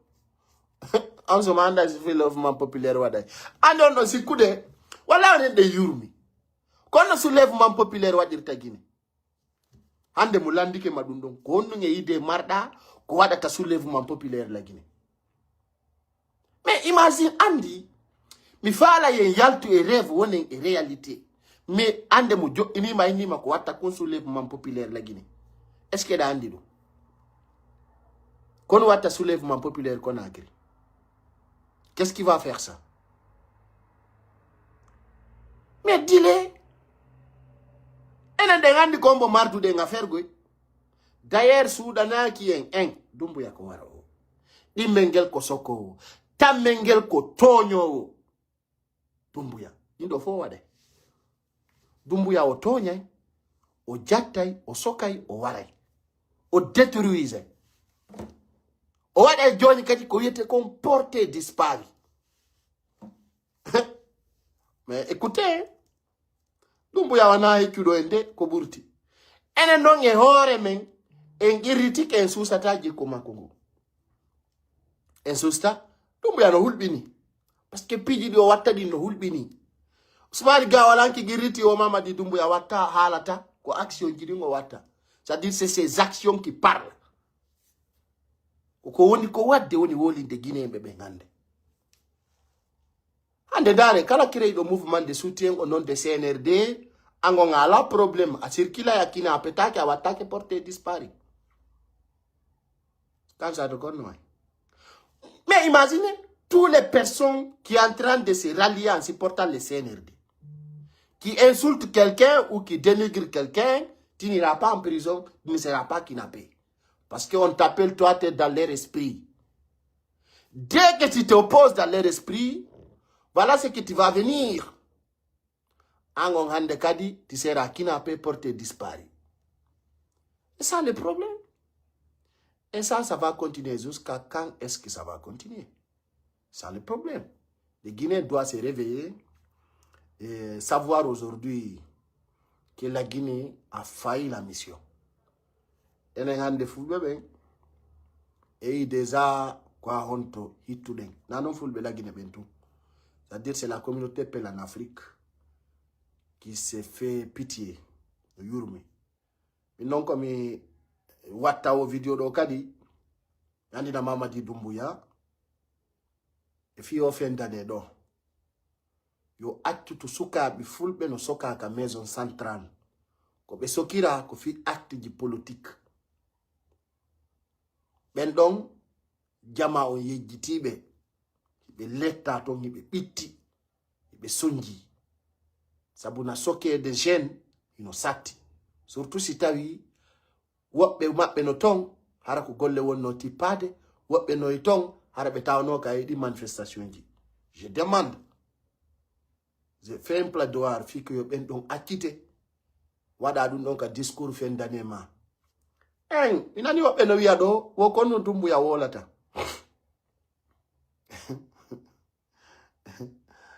ko bawri woli ko on huti. Vous détestez ça? Qui me va là, on Alpha Condé m'a attendez, suspendu de ma page. Mamadi Doumbouya, il vous parlera de refondation. So, Aroi wi golongo wona 5 ans. Ndero refondation donc, ta dungal dingo. Mare mandi to donc. Si Mamadi Doumbouya Aroi wi o refondation onko 5 ans d'ici 2029, ne vous étonnez pas. Hein? Pourquoi je vous dis cela? Parce que d'ailleurs, rappelez-vous, mi wana mi wolido ko baouri au fil Guinée bebe yankou yete kon élection législative communale et présidentielle fi recense gol Guinée bebe fap ko ma dun don etta du jowi few don est-ce que hi don andi et préfecture du Bouy et sous-préfecture du Bouy hibe nabi yimbe yo windutu ko yete ko extrait de naissance hi don andi fi dum ni wano lape telimile dalaba zerekore be nabi ton esperbe windita be yimbe ben fi extrait de naissance ji parce que no di yimbe be ala ko yete kon extrait de naissance ni be futti ke wadde on campagne don be présente yon don si be wadi dun no ha be gayni be inna non joli be andi Guinée be ben ko jelo enfin parce que na fi be ala mbudi ko be organiser la élection de so nani tumbudi détournadi din ka port ko 700 milliards on faut nani dum ko détourna kon donc din no to organiser élection 4 tonnes or détourna donc ka banque centrale on no to organiser élection mais lorsque e falaka organise de élection mais adanion be ya ko fi extrait de naissance 2025 ko no be wadantam Doumbouya aro yayi wolangolon ko wiete kon projet de la constitution. C'est-à-dire un projet de la constitution donc on fodo itan ko awonde tuma o jotto organiser élection fi o jodo. Mais ala ta objectif mabbe on c'est comment incliner ces loudalin. Écarter ces loudalin dans les projets. Ko dum wonno di du itati do e lebbi hikko didin. C'est-à-dire ko ndaru go rewa rewete den fo Haracelu dans les participateurs à l'élection de la Guinée. Dans cette stratégie, on allait loin dans nos enquêtes. Rappelez-vous d'un programme de FOP, c'est comment détruire cette partie qui s'appelle l'IFDZ. Déjà, on a dit au président Cellou Dalein Kobe Yeuti, Kabe andintini au congrès on l'a dans le mois de juillet. CNRD non oui, janvier do c'était IFDZ. Wadal ko yete kon congrès be honchina parti on be na parti on existant de kad ma be na parti on joni be wadana hore mabbe congrès be jetta parti on be jonna Ousmane Gawal. Mais c'est ça que vous devez comprendre parce que si nami ngali dunde ko ministre d'administration Ibrahima Khalil Konde wondo on ka ministre d'administration ko kanko hali dum joni be nion sitayi FDZ wadali congrès. Parce que oui, quand on manque parti Girinkon, on occupe 90 jours. Et dans 90 jours, donc, il y a déjà président parti on holli, congrès maɓɓe on laati ke mois de juillet jono si tawi ko janvier ɗo administration territoire on waɗi délai haray onon ka miijo mon ko on ɗum feƴƴata o nani déjà Ousmane Gawal ka o wi o kanko IFDG waɗay congrès on par ce que mi haalani on ɗo leñande vidéo à la fin mi andini on objectif maɓɓe on kamɓe CNRD complicité Ousmane Gawal on ko woni objectif maɓɓe on ɓe faala n'est-ce pas Mamadi Doumbouya hara ko on parti ɗon ɗo tata muka élection présidentielle si Allah salaki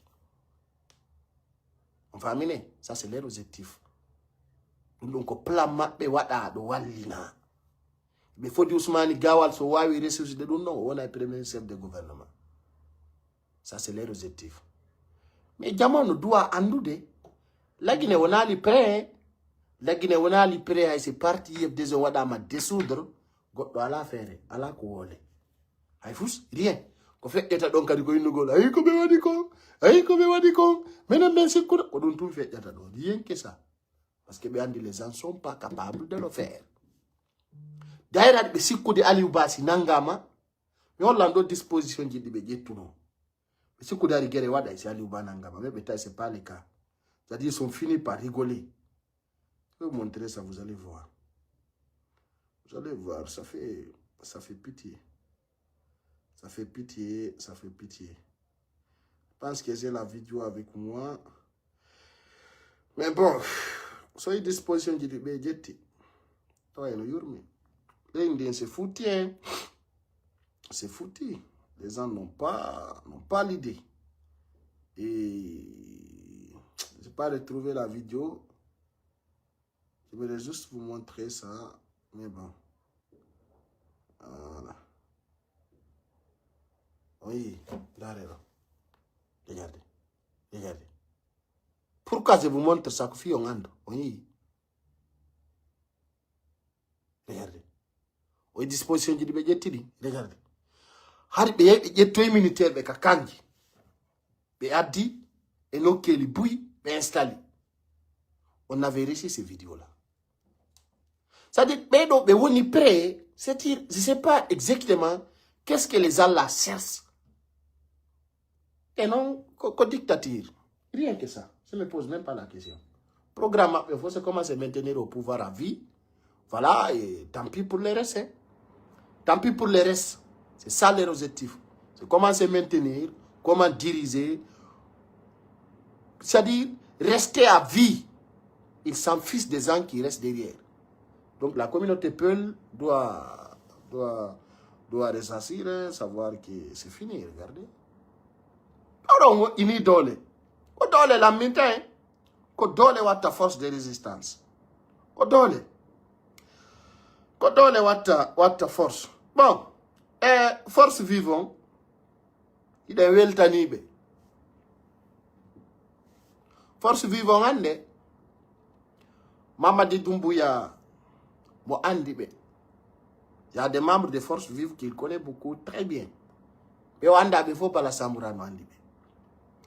Andi ça il a ma force vive de la Guinée. Est-ce que tu peux me citer des personnes responsables qui sont au terrain? Taobe ben donc représentants et waobe mobilise Golimbe. Et mi fala tout andu de dundo. Il y a combien de personnes au terrain? Taobe et dono do. Je vous rappelle, pour les forces de vivre. Mamadi Doumbouya ko andi force vivre voilà ce qu'il avait. Parce que au nom d'une force vive qui parle de médecin. Au qui a un visa, au qui a $10,000. Au faut di wobe. Artiste bego jetti, wobe go wiye tata. Il est des forces vives. Il est des FNDC. Ndare depuis on kina pas, qu'on fait. Mais je vous pose la question. Depuis on kina pas, qu'on fait ibauto? Rien. Biloba, rien. Sorry, bébé, pour de ben andu de no hulbini. O tekti don goto. Dido, selecte biavogi et ça di ba Koulibaly. L'un on wali fait ito. Mais imaginez, les pliés politiques guinéens, Sidi Touré, Cellou Dalein. On ne parle plus d'Alpha Condé. Cellou Dalein, c'est-à-dire, nous donnons pas au mon fait yon wuru bébé. Est-ce que vous Mamadi Doumbouya piège de Cellou Dalein? Il a tendu un piège et il a mis dedans. Handi ko ene fo aldi foti. Ta Cellou Dalein yaw la Guinée ka. Mi do tawa hida tawa. Informé de aldi foti. Ta Cellou Dalein yaw la Guinée. Mais imaginez tous les blogueurs, influenceurs du pays. Combien on y connaît? On doit le faire Doumbouya. Faut que les journalistes, nabi communicants, c'est tout un qui parle de Mamadi Doumbouya, du mal. Fait on y a on de miri na de faut depuis Ali Ubananga. Dit tel, y en a pas. Y en a pas. Parce que faut pour dire il andi ni kadi non. Andi be hala ni no be. Be addani no hore ben kay yeb dese goy lettre ji ko be addani kon Ali Uba.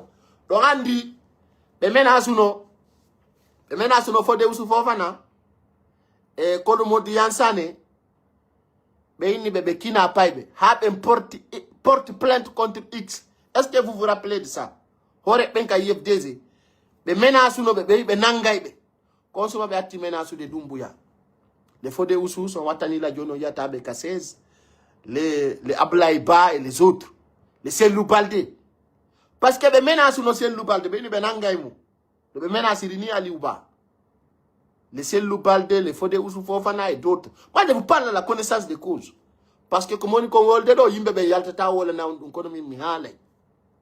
Fodé Oussou Ben Benangaïmou, il a reculé, Cellou Baldé, Ben Benangaïmou. Après Bakindia, ils sont finis pour se taire. Peut-être que les Fanko. On va nous. Quand il y a un perdu, Doumbouya perda. Et mais alors, on a terre ngomi jonan. Doumbouya no perdu mon pouvoir. And combo perdu, quoi Alpha Condé. Quoi Alpha Condé perdu. Faut que vous ça. C'est-à-dire, t'entends, il nous aurait mon musique. T'entends, il nous aurait mon son jabi. Son jabi. Watan dai no hore mon on dai ni hore mon du itati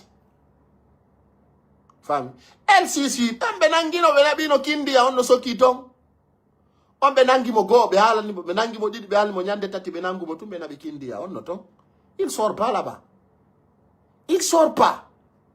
Rappelez-vous que la Guinée n'a pas de leader.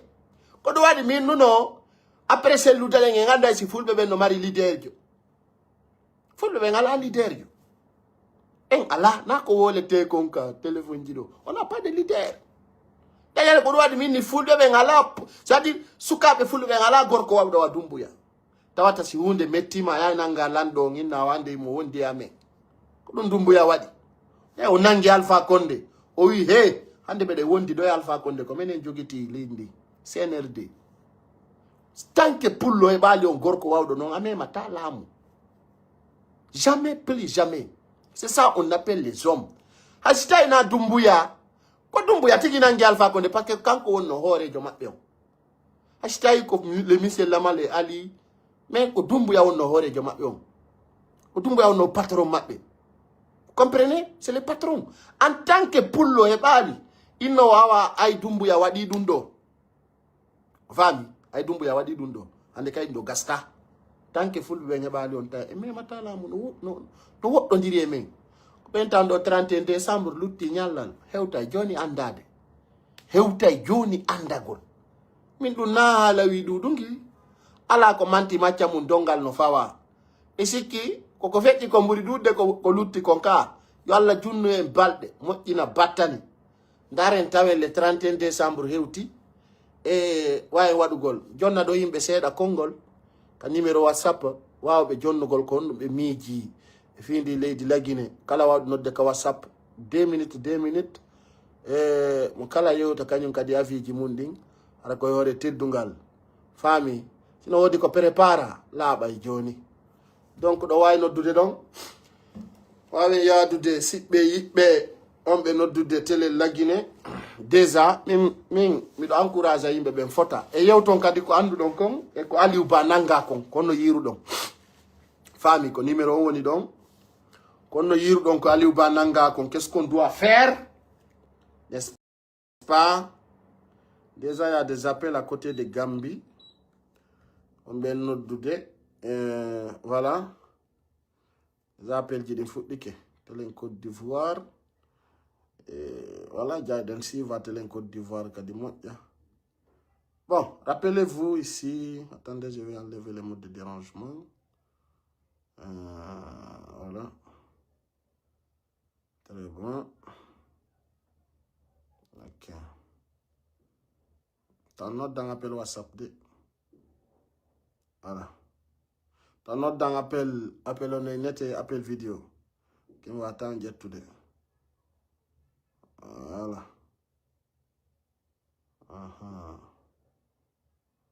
Très bon. Merci beaucoup. Il y a des invitations qui sont là déjà. Il y a tata invitation sur Facebook. Parce que coupe évoluement.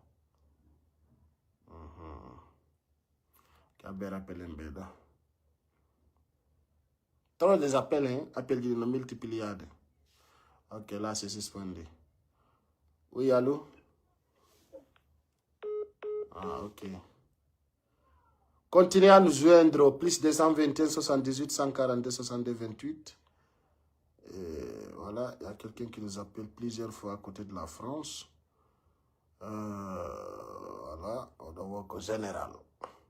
Allô? Allô? Allô? Allô? Oui. Allô? Allô, oui. Allô? Alanande? Allô? Ah, ok. Alanande. Allô? Salam alaikum wa rahmatullahi wa barakatuh. Walaikum salam. Mare kono yiru donko Aliou Ba nanga ko onon kono mar donko yewtonge fiidu. First of all, yetti Allah, entori kala Allah ba chutumo bay. Inko mi do ko min ko abla yero jallo ni roduma do fom Freetown Sierra Leone. Min ko mi do ko sina Allah faabi Aliou Ba da kitimo. Min mi yal golle nyol men dat to do dumbuya. Wan wole ta do ni.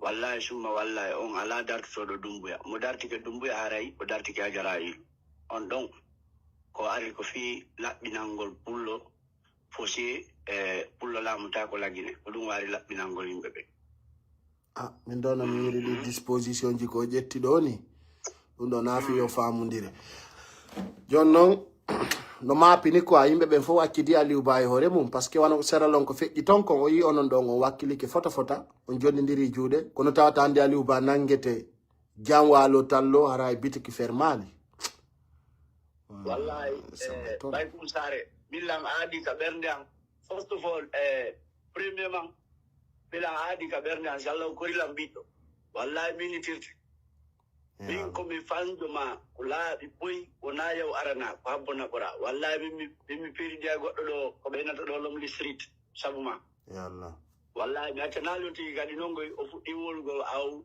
anga wola yalaji de rewra mi fanki tala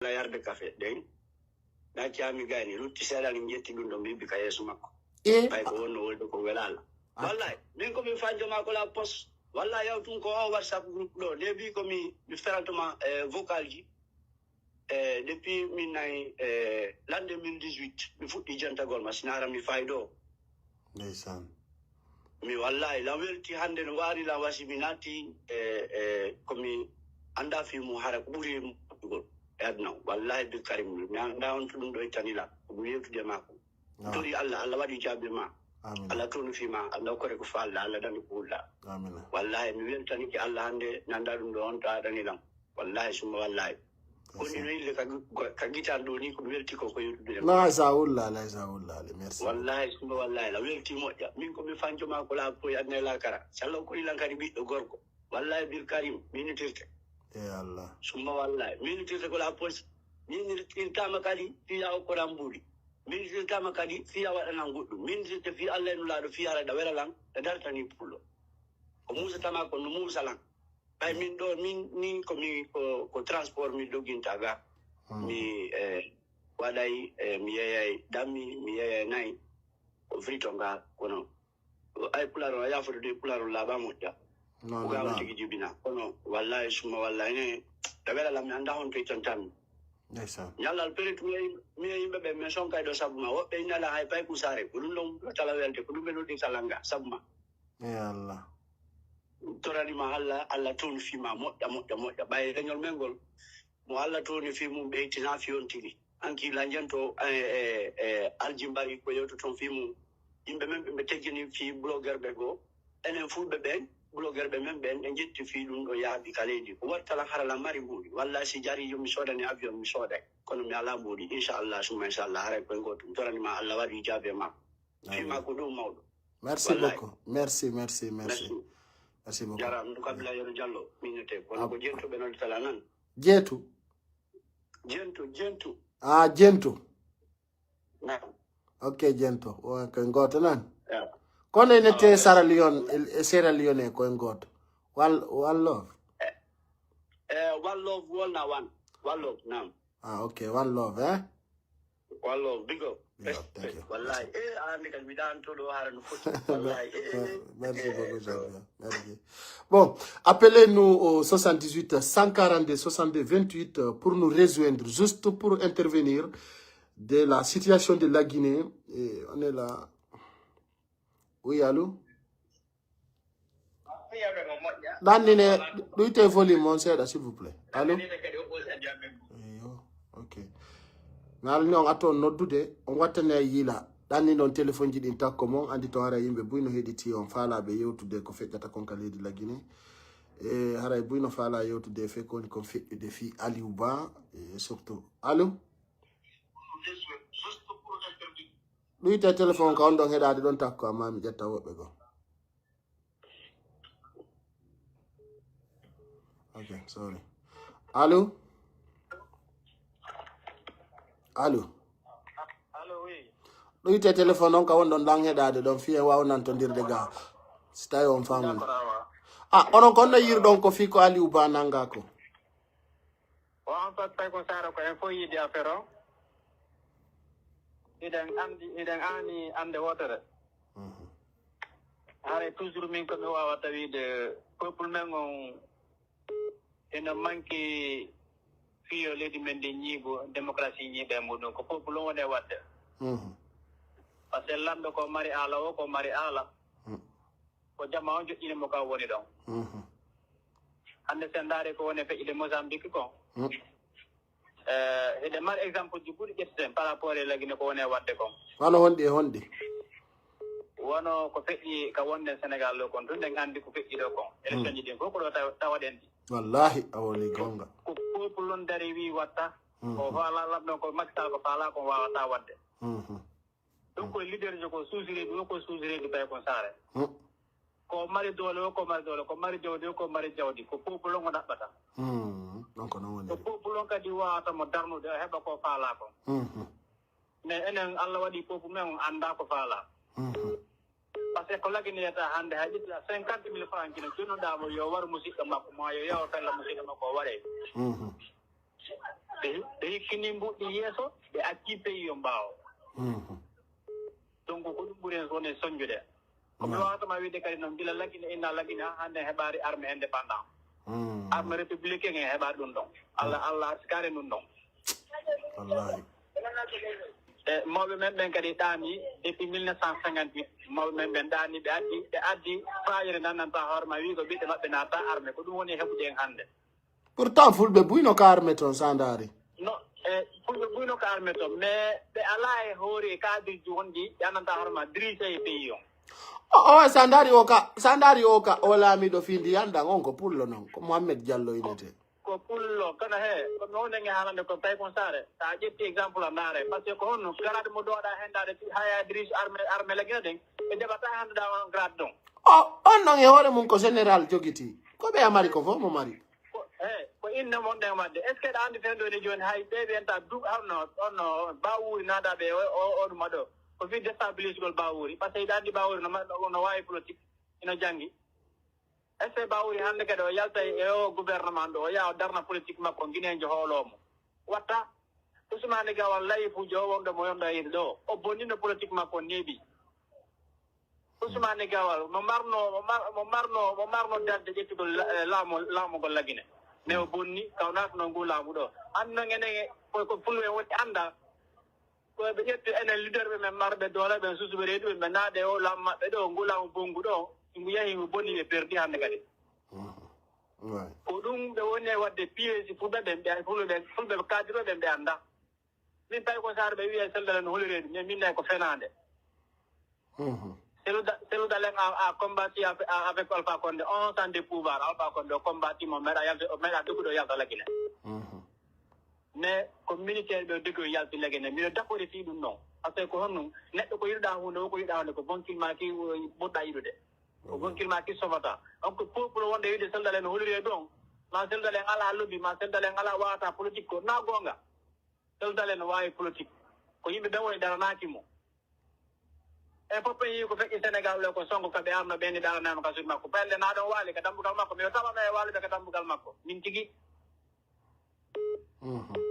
tawano wali ko wali ka dambugal makko hande ci arno be ne bonna e galle selo dalen den ci population ko arno wi watta est ce wadayno wattano gongama notre peuple est lâche ouais kun don wolen jabe mais he ko yimbe be ko peuple wata ton de leader de politique Ousmane Sonko janga haton o mara diplôme haton buri selu dale mais ko peuple jawni mo ouais ko peuple sénégalais wi ko odo en non peuple men on ala dum hande sa yi wonnobe darade wada manifestation ka ak beno daro hande wi kambe hande kambe yata wadde manifestation te be acciro dumbu yatti iwe be do ka kambe woni ka be no kadi woni yaade mi sikki hande ay ko pesan ko yahi labe kon ka mi kay merci jone fof principe de actualité wiide renti tawi ko sara meeto no dugol ma haɓron ki waɗi ko renseignement mi haalnama mais sa yi hannde ko feƴƴi labi kon ko woni e feƴƴide ko nakri kon hannde anda o neɗɗo na suusu reedu ko ara men ngo holori kono hannde si peuple on yalti hayso ko ñalande wotere billa o randa e laamu ngol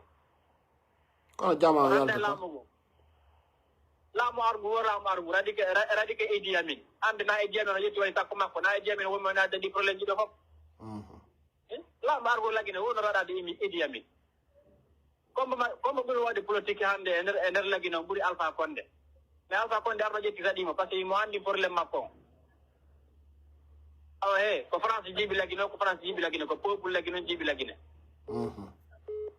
France fusi waɗa lagine ko peuple o woni lâche ko peuple o woni yimɓe intérêt kala ka mbuɗu yalda woyɓe sa hannde mo ƴetta Sengle toon jonna moto ƴetta Makanera ɗo sulmere ɗo ƴetta ɗo jonna oto ko ɓay mo anndi ko wonɓe malsensé e annanda horma newɓe bonnugol pays ɗen ko ɓe ngo ƴetta o ɓanna takko makko o bonna pays o holɓina guine en tawi ko sara min ko ɗum mari komi waɗa yo peuple on immo diaspora fof hannde yii ko waɗi koɓe wakkili machallah yallah yuɓoɓe koɓe wakkili ko mais en tant que lagine ka ɓe woni toon ka banɗiji ɗi won toon en tant que ɓen ɗon immaki tawi kon sara lagine avanceta jamais ɗi de yetamo memmini ɗo fof ko ha heɓa ko faala fo jom ɗum fof walto joni o jooɗo o ka palle toon o ñama mbuɗe lagine ɗin ha ñande ala ƴetti simo o ko ɗum noon o woni wadde mais Doumbouya ala gandal pus Doumbouya ɓe waɗinaymo woni Idi Amin tu woni waɗinde Doumbouya ɗum ɗo Idi Amin pep e Bala Samora komi haalantanano kon ɗo aray laamu ɓe ɗon ko honto lanitorta kono laamu dadi e tumba jakkita lanitore no ɗum laamu ko ɗo lanitorta par ce que Idi Amin est ce que ɗa anndi tawi kon sar ɓayiɗa anndi Idi Amin a nani haali mo wola o inno o kanko sago makko laamu to lagine hayso ko ñallal goo taw a nani mo wola ɗum ka to maaya kanko tigo haali ɗum kanko tigo inni o si tawi ko faale makko on o laamu to lagine hayso ko ñallal gootal so maaya awa ko ɗum woni arde waɗugol kono haray kadi hani kadi en malali no ko noon ma haalande ko peuple o woni duñude ɓe ko peuple o woni waɗinde ɓe ko bone wadde ko ɗum simi haalanta min lagine so wawi hettude hoore mum wadde on ɗon sa koko wadde kidnapping ɗo e ƴettugo waɗatma fof ko fi desa bonnugo inde hannde kadi Doumbouya ɓe waɗa ko ɓe waɗi Alpha Condé kon ɓenna oɗo bonni ala anndi men faadirano ɓeɗo ko ɗi bone walide billahi wallahi si 31 décembre feƴƴi ko moma haalande tawi kon saare Doumbouya ɓe fittemo fes bon ɗa woni ɓe fittaymo ne ɓe fittaymo fes yo Allah wallu en fitto o mo ara ko marɗo yirmede population o kono ɓe fittaymo o groupe mo yonɗa yiɗi ɗon Bala Samora e Idi Amin ɗon no Amara ɓen ɓe fittaymo neɓata ko mi haalanma ɗum hannde kono noon soori o mbuyɗama komi haalandama kon soori lagine mbuyɗama Ah, Allah tawdo. Yego to na ara ko na jara merci yalla bu ten wallu ko. Merci beaucoup. Yalla bantu fi ma to na fi men. Ko mere. Merci beaucoup. Yalla ko sel dalal Allah. Ah, jarama albarka. Merci. Bon, l'antenne est libre ici en direct. Contactez-nous au plus 221 78 142 62 28. Mon kala et comme Marie analyse mon gongon. Et voilà, on va essayer de donner d'autres personnes parole. Allô? Lui ton ka gente do men ko don do ton hawa cancer.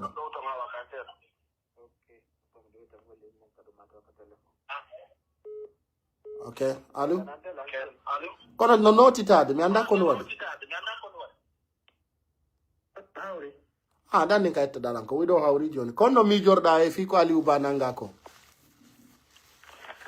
Mon frère da ni hala kan billahi walla nyande oti ko sibo ma do ber kala direct mo wada hebde tan accitangol yimbe be parce que so comme no inirtano si a wada le video mo da fara yimbe be no humpa ala hay goto wonde jettude responsable informa yimbe be ko honno programme on fewndi jonno ngene yimbe membe ko be faalete ko fenana wobe ayi sinadum ko honno Aliou Ba nangirte gilande ma zedi ha addande ma hande jam wala tallo mawdo goto fof no jokki haaju e darobe na dumbuya yahay wana dayne ni jonde gara min do mi do hedi no yarata non dum mi habbi joni dumbuya o mo yiwda go o fettido do joni mi anda ko parce que ni ba ko appel direct no di ganda sina mi hare kuppi mo appel non kono sina dum dumbuya go no huli redu mi fenanalima dumbuya go ko ndako o testi ha o pari o gayni an ko ni hom parce que ko be nangi do Aliou Ba est ce que dan dum be essaye woni be dara est ce que ide woni PRC wona ayal ko be nabi ko labe hande 15 ku gar be nabi to awdo Allahu akbar ko mi halante to min karim dawete mi da entama manta da hande ko mo mi mali yembere dumbuya ko woni newde do mbay ko sare billahi wallahi tallahi holoda dumbuya ko woni newde do so taw dum manno ko foppu arta woni hoore makko fenanali ma est ce que da andi parti de 31 décembre ando no hay jour ko to fe itata e mum awa be woni hoolade takko makko do ko on ko mo makko mo ƴetti haali don so respectali mo ko be utilise ta kambe kadi goddo kay kadi sofina mo inande kadi wala o na legal terele do ko c'est normal go ko nako hay arata e favori men genen ko inata ko enen ko fotde ni batante bay ngala worbe kono leñol mengol yisira mawdo hara go selu dale hay sa bonna hara do akula do kono no kono andi sandari andi si dow ton no be woniri dow ton no atawa hay dumbu ya suinaki dow ton andi armée régulière on e force spéciale on ko différent way kono pay kon sare mi hala nama ko yida do fop ala wondo ni programme mo buri bala samura e jami e amara o mo yida do te dumbu ya be pousa mo do hawron ka respecte hala makko andi do joni o respectali o ma nyalande wotere feccata ko don nommodo goddo ko minuma tappo mo ko don kay ka tappata min hande kadi wala pouvoir na ka hore lawol mawdo tew fofi ngo mo wokati jama jokkay enen ko don habbe den do mo sofini mo do ara en hetti lawol ngol go kadi oui peppino dumbuya hande wara kan woni ko mo woni legal parce que o ya respectal ko serma makko ko dum non be poussa mo ha wada ko dum man ko mawdo et puis wala ilto be bonna fide be dum man yo fi makko mi alla ma dumbuya wona peremi e lando mandanda orema te hirsira mo wasa o ya mo liberia maruka hande ala polen jonde hedi ka wara tew makko jinday ko nakir wallahi merci frère vraiment mi welti ke fota courage wallahi ko awana don mawdo merci beaucoup aussi. Bon, ces Guinéens appellent Didine multiplié dans plusieurs fois.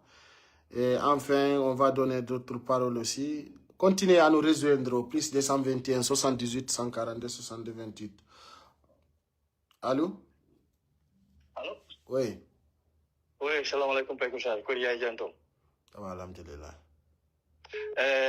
Ayi don non nafa golle de wonda wadde den ayi nodduma ka nodduma jarnama weltanoma parce que gonga wonda e defanude parce que jama tampu be wonda e defanude imagine si on hala ko mbudi hande subinada hande ka wonda don ni aya suggestion ko nda pesto wonda wadde ko hay hanki fo no mi wonno ka manifestation c'est alpimba explique nima no wodu no to wonno be halde fima nani ay be hal lande ko fima ni adna la fatno anduma sabu ko dumanda donc kala ardo don wonda ma inde men me ala kay wadi wada ala men jonna ka musse sela awata tewtu dum gollan horma wura lakkere ma de wal donno défendre la vérité.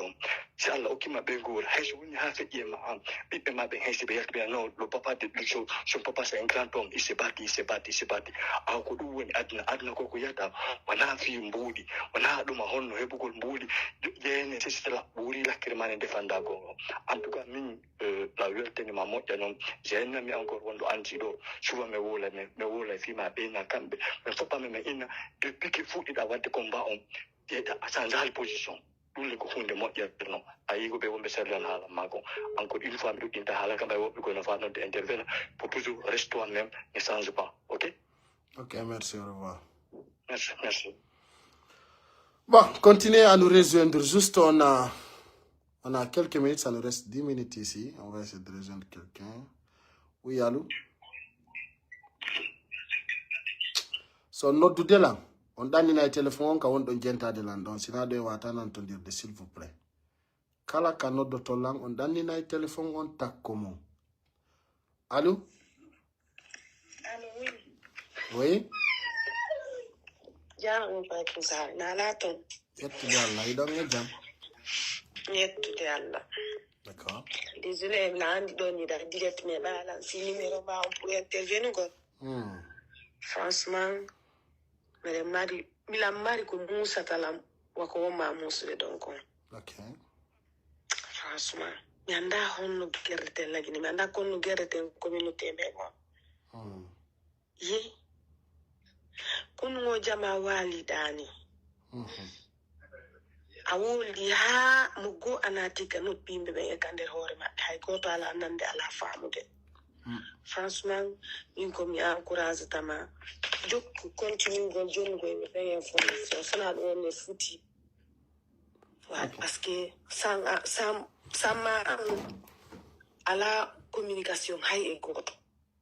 Et puis wata goto décourager wat go live juma den humpita himbe ben ko no fiu s'il te plaît. D'accord. Parce que Aliou Banangama himbe be dès le premier min ko am yatinanirde o nangama yimɓe ɓe yaltu manifesto maɗo yimɓe ɓe ɗo ferme place ji mum ɗi wona nokku goto hara goto yaltali goto gollali kono ɓe waɗali ɗum ɓe accedimo ɓe naadimo e probléme ɓe accedimo e hoore makko. Voilà et puis après venu no fop même pas une semaine vidéo ma on ko wiɗa yo ɗaɓɓu gardi o waɗa takko makko. Et puis quand il y a tout haraw yimɓe me gardi mo andini yimɓe ɓe way ko ni woni yarde mais ko ayna ida hiide koy koni feƴƴude kon ɓasotide andi fop après veni fop daaro hande mawɓe men ɓen koɓe jooɗi fop hay goto ala wolude tan e hoore mum ko hulɓinaɓe ɗon nan ɓen tigi no huli taware ye ɓen tigi no maapini mi ngalɗi ça fait l'abbé non ça franchement mi do woni soke ko woni feƴƴude kamen ko waya pay ko sare acca le 31 décembre feƴƴa kadi ay ko non ɗum noon ko wiɗa kon feƴƴa jam walo tallo parce que ko e wonali prêt ko wiɗa kon c'est ça on n'est pas prêt. Donc ça sert à rien hande kadi ƴawnugol ɓerɗe yimɓe 31 décembre ɗum ɗo waɗa jawwano to tallo gonga makko wiɗa ko waɗa discours makko o waɗa fondation makko on continue. Et puis si Allah okki en balɗe cellal si en sanzali systéme sonzali comportement hiɗidiren jogodiren famodiren ko wiɗa kon yaay ɗo ha e nder 100 ans hara ko siècle o fof ko kamɓe tullami. Elmingol daru kaɓeradi ɗo selludalen ko ɗon ɓe waɗi échec men on tan wa selludalen yehi few jooɗi fanki ala choix kanga o hakkili ko ɓen wala choix min ko sellu ari ɗo men yi so ari ɗo men yiide par ce que chaque fois min milanka ɗuma ko meɗen mari ɗo ɗuma donc parti makko meɗen mari ɗo association ko ɓenen e maɓɓe wondirta tu vois Non. Donc, tu vois. Mais, franchement, Ça fait mal. c'est inexplicable. Voilà. On a quoi? Tako ça fait mi anda wa ko no fu itorte do hare ko bitori jama o migeji ko yobe accu woni hunde wotere ta himbe anyi de be dampindira himbe si anyi dama be dampindira ko no be wadata c'est un problème. Ça fait mal. Moi, même nous doit me minade. One vidéo mon da do joni e be fu be ko Burkina ko on toba. Dari ben non ko gon sayile ko ni fe de mi ayino reportage ko kadi me no mari na ko coordination ma o ye ko présidentiel. Mais ko coordination ma be wadi kon don. Ko coordination do wadude. Ya wulle to. Parce que ko kambe hawtile ni quel que soit ex, ko kambe hawtile ni. Mais c'est pas grave. Tu n'as pas tellement que nous soké, je ne sais pas quoi même dire tellement que tellement que ça correspond à mon idée. Ouais.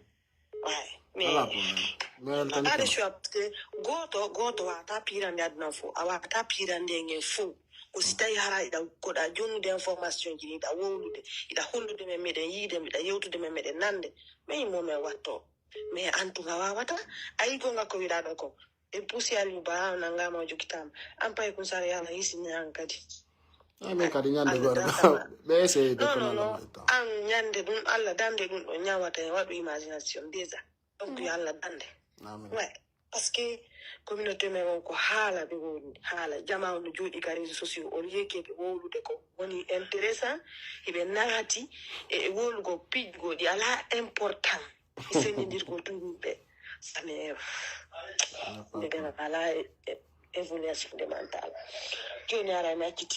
Ah, merci beaucoup, c'est ça. Merci beaucoup. Franchement, force à toi, Père Poussard. On t'aime beaucoup. Merci. Ouais. Okay, Merci. à bientôt. Bon, c'est une sœur qui nous appelle à côté de la France. Elle a tellement insisté. Beaucoup des appels manqués. On va essayer de prendre quelqu'un à côté de l'États-Unis. Ah, il me vient quand il y a Allô? Allô? Oui. Yeah, salam alaikum. Alaikum salam. Yettude Allah hare hande humpitiki Aliou Ba woni ko nanga waɗi joni balɗe 4 mo kawt commandement de la gendarmerie ko nono yiruɗon ɗum ɗo.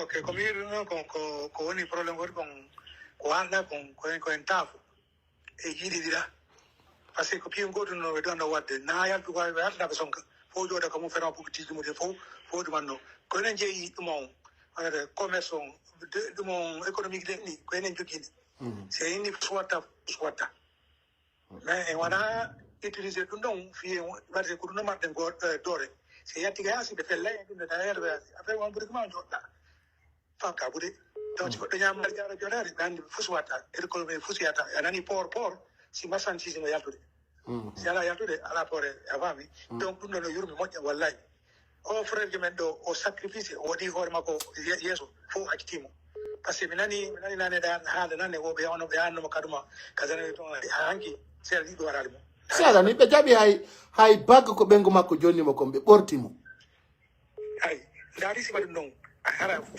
laɓe fof no jooɗi ko winma ko ala ko tampini neneɗo ko ɓe ɗumaɓe ɗo ɓe mawɓe ɓen tampini ko ɓe mawɓe ɓen tiɓɓe ata ɓe wiyata ko fiide wo acci fi Allah goɗɗo si udditi gite mum way ko sa udditi gite ma tappiram inna mi majjene hakke mi accattama mi kam tappe ɗo mi ngari accana hakke donc si sa hakki mi acci ko simple non donc si ɓen koɗo ɓaya tappira ɓe mi muño ko ɗum watta ha ɗuma daari exemple mi jonnama wono ɓe ɗuma jif ɓe on ndaar ɗum ko feƴƴi ko sarallon ɗo saral yo voilà ayi sara noon ɗum no fof daari jis ɓen esi ɓen no ɗuuɗi ana ɓen no takko maɓɓe ɗon ɓen ɗo fof no takko maɓɓe ɗon ɓen fof maɓe ɗumanade ko ɗum waɗi par ce que ɓe fof ɓe ɗi ɓe yiɗi goɗɗum sida fa laamu o aduna ɗo sida fa laamu ko jakarta wonɗa si ɓe waɗani si o innani ɓuyi aybata laamu ɗa sikko ɗen goɗɗode ko ɗum woni ɓe susata ɓe porto ɓe susata ko ɓe haali o ko fenaɓe ɓe adde daari ko ɓe waɗi ko ɓe ñowo ɓe nangga oya ɓe ñowo ɓe nankatama ɓe ɗaymo ɗuma e communauté international ɓe yaa ɓe ɗuman ɗon oya ñowo yata e ɗum ko fof ko fenani ɗon abani o wada ko watta ko sen joda ki jodinde jude pay ko sare wallahi billahi tallahi min kadi fere ni ma de fere do ara goto ara do men era men goto ala to jonno onon konno yiru ɗon fiɓe yimɓe wonɓe inde ɓeraɗo to Dumbuya. ok ɗum fo mon frère ko fenande ɗum ɓen ko haalta ko fof ko fenande ɗum min nima ko pin goto rana to Dumbuya c'est permis joni mo ɓoti kiɗi 2 jours 3 jours ɗani soso ɓen ɓe weela si ɓe tawi ala ko ɓe ɗumanno ko ɓe ƴaɓe ɗum waɗano ɓe sonka si ɓe sonki tun laamu ngu jani laamu ngu jani laamu ngu jani ko ɗum woni ɗum ɗon par ce que ɗani soso ɓen kaɓe ɓe yiɗa ko ɓe woni o ko ñamgol si ɓe ñamali enani ko yile ko ɓe si ɓe ñamali probléme ari innoɓe 31 décembre ɗo fof ko fenande ɗon waɗo ɗanɗa fof so watta ko fenande wono hanki kadi mi nanno ari mbiɗa daɗa dema mi wawano ƴawde o gorko wonnoɗa haalino kon o ɓay o inni wallite seeɗa ɓe sikkude ko ƴettugol mbuuɗi jonere nayino ko ƴettugol mbuuɗi kas jonnama wala so tawi ɓeɓɓe ma woodi ɓeɗema ɓe nawama ɗon yaɗuma tan so ɓe yii ɗum une fois 2 fois ina hew ɗum ɗon ɓen ɗum hulete ko ɗum ɓe ɗuma bloqué ɓe fof ɓe infection ɓe fof ko ɗum hulde ɓe ɗiɓe ɗum ɗon par ce que ɓe yewo ɓe wutti hutkoɓe fof ɓenna ɗum ɗon changé ɗum ɗon changé ɗum ɗon haɗuɗon noon fof ko communication sa yi cayna fof so alaɗo ɗon par ce que ɓe ɓuuro communication on sa yi cayna ala Facebook ala ɗuma par ce que ɓe anndi communication ko dooli kon communication ko dooli kon ala aduna ko ɓuri dooliɓe ɗum ɗon communication on sabbinde taka fof ɗo yitidiri donc ɗum vraiment ko wakkilɗa kon vraiment yo Allah yoɓe par ce que ɗo watama yoɓude ko wonda wadde kon ɗo watama yoɓude Allah yoɓatama mais pin goto toon pin goto toon ko sare sen immaki tan fe hendu ko kaccere fof ko Allah no mbawi buuji buy ko ɗumanno ko kere ko enen tun Allah yiɗi ene andi ko million jelo Allah tagi voilà alors ko ɗum noon min kaka so ɓeyni ɗum accu ko Allah min ko Allah gande ñande mbiɗo tawtuma min sa ɗaɓɓitiram a yiyayla sa tappira mi tappete sa yiɗi ha accana hakke min kadi ma accana hakke sa hakkimi hakke sa tappire tan mi yiyata a goɗɗo nan goɗɗo boni fof watte ko boni ɗum ɗon nayndugol accen janggo waɗade Allah ko to ko min ko halli Allah ko a yawga juulude juula itta sadaka hara kaki ɗuma hakke goɗɗo ko simple no ko dutti kon fof ko fenade ko ɓe aldama ko fof ko fenade ɓen goɗɗo Allah rew ko ɗum fof ko fenade ɗum way ko sare juuru wattu ko ɗumadi hara ƴettade hakke goɗɗo ɗumanara onan hoora anni ko dutti kon fof ko fenade ɓuuri ko ɓe alda kon fof ko fenade fus yimɓe ne ɗo ɓe ala ɓe annda yiɗama ɓe timere ka ɓiidete so ɓe haali goɗɗum wono omo wiyana ɗon ɗum ɓeya ɗum on annda hay ka fetete juule kono goɗɗum waɗe par ce que mo inni ko waɗe kon ko faala ko ɗum watta donc ko ɗum woni o jokkide ɗon Allah fof ala ɗon dindugol Allah ara on jotti ɗon ha ɓe langa fimo fof ɗumana ɗon donc ɗum woni probléme toon mi faala ƴettude haala ko ɓuri par ce que yimɓe woni ɗum ton ɓe kono woni haala vraiment yo Allah yoɓe ko moƴƴi merci beaucoup tonton yo Allah tande thank you okay. Merci. Bon, beaucoup de personnes veulent intervenir donc andi hare mo kala e hakkillaji mum enen ɗo ko yewten ko ngara e buyno heɗiti kadi gonga e fenande no seedi ko ɗum waɗi yiɗen en jonnayi o neɗɗo Ousmane Gawal allo oui on jarama yettude Allah no ɓengure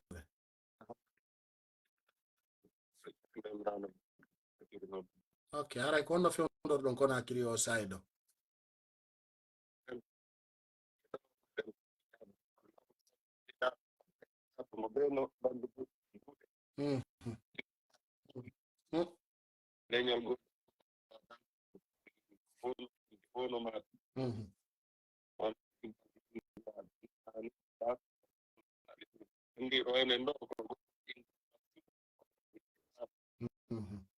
kono noon wono woɓɓe kono hakkili ɓen ɗo gandi oɗo no perenni fi waɗugol golle bonɗe ko andirako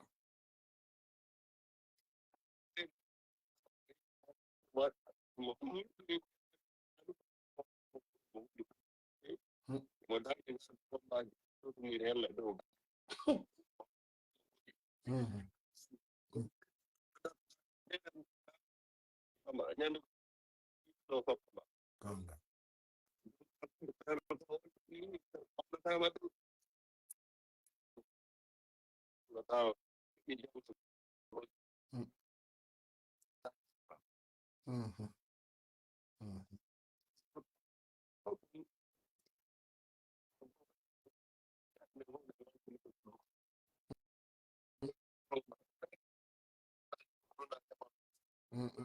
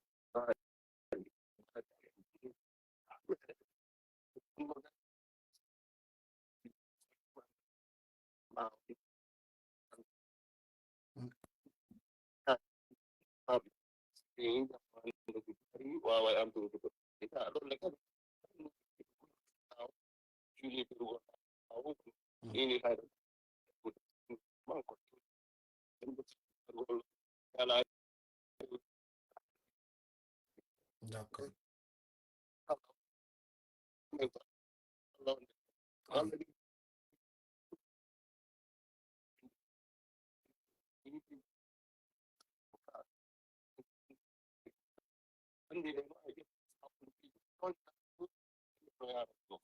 Ok.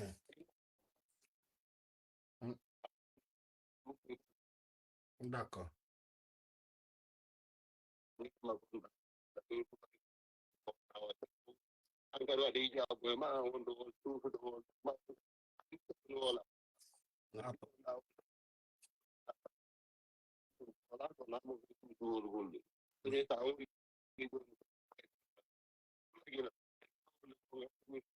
Merci.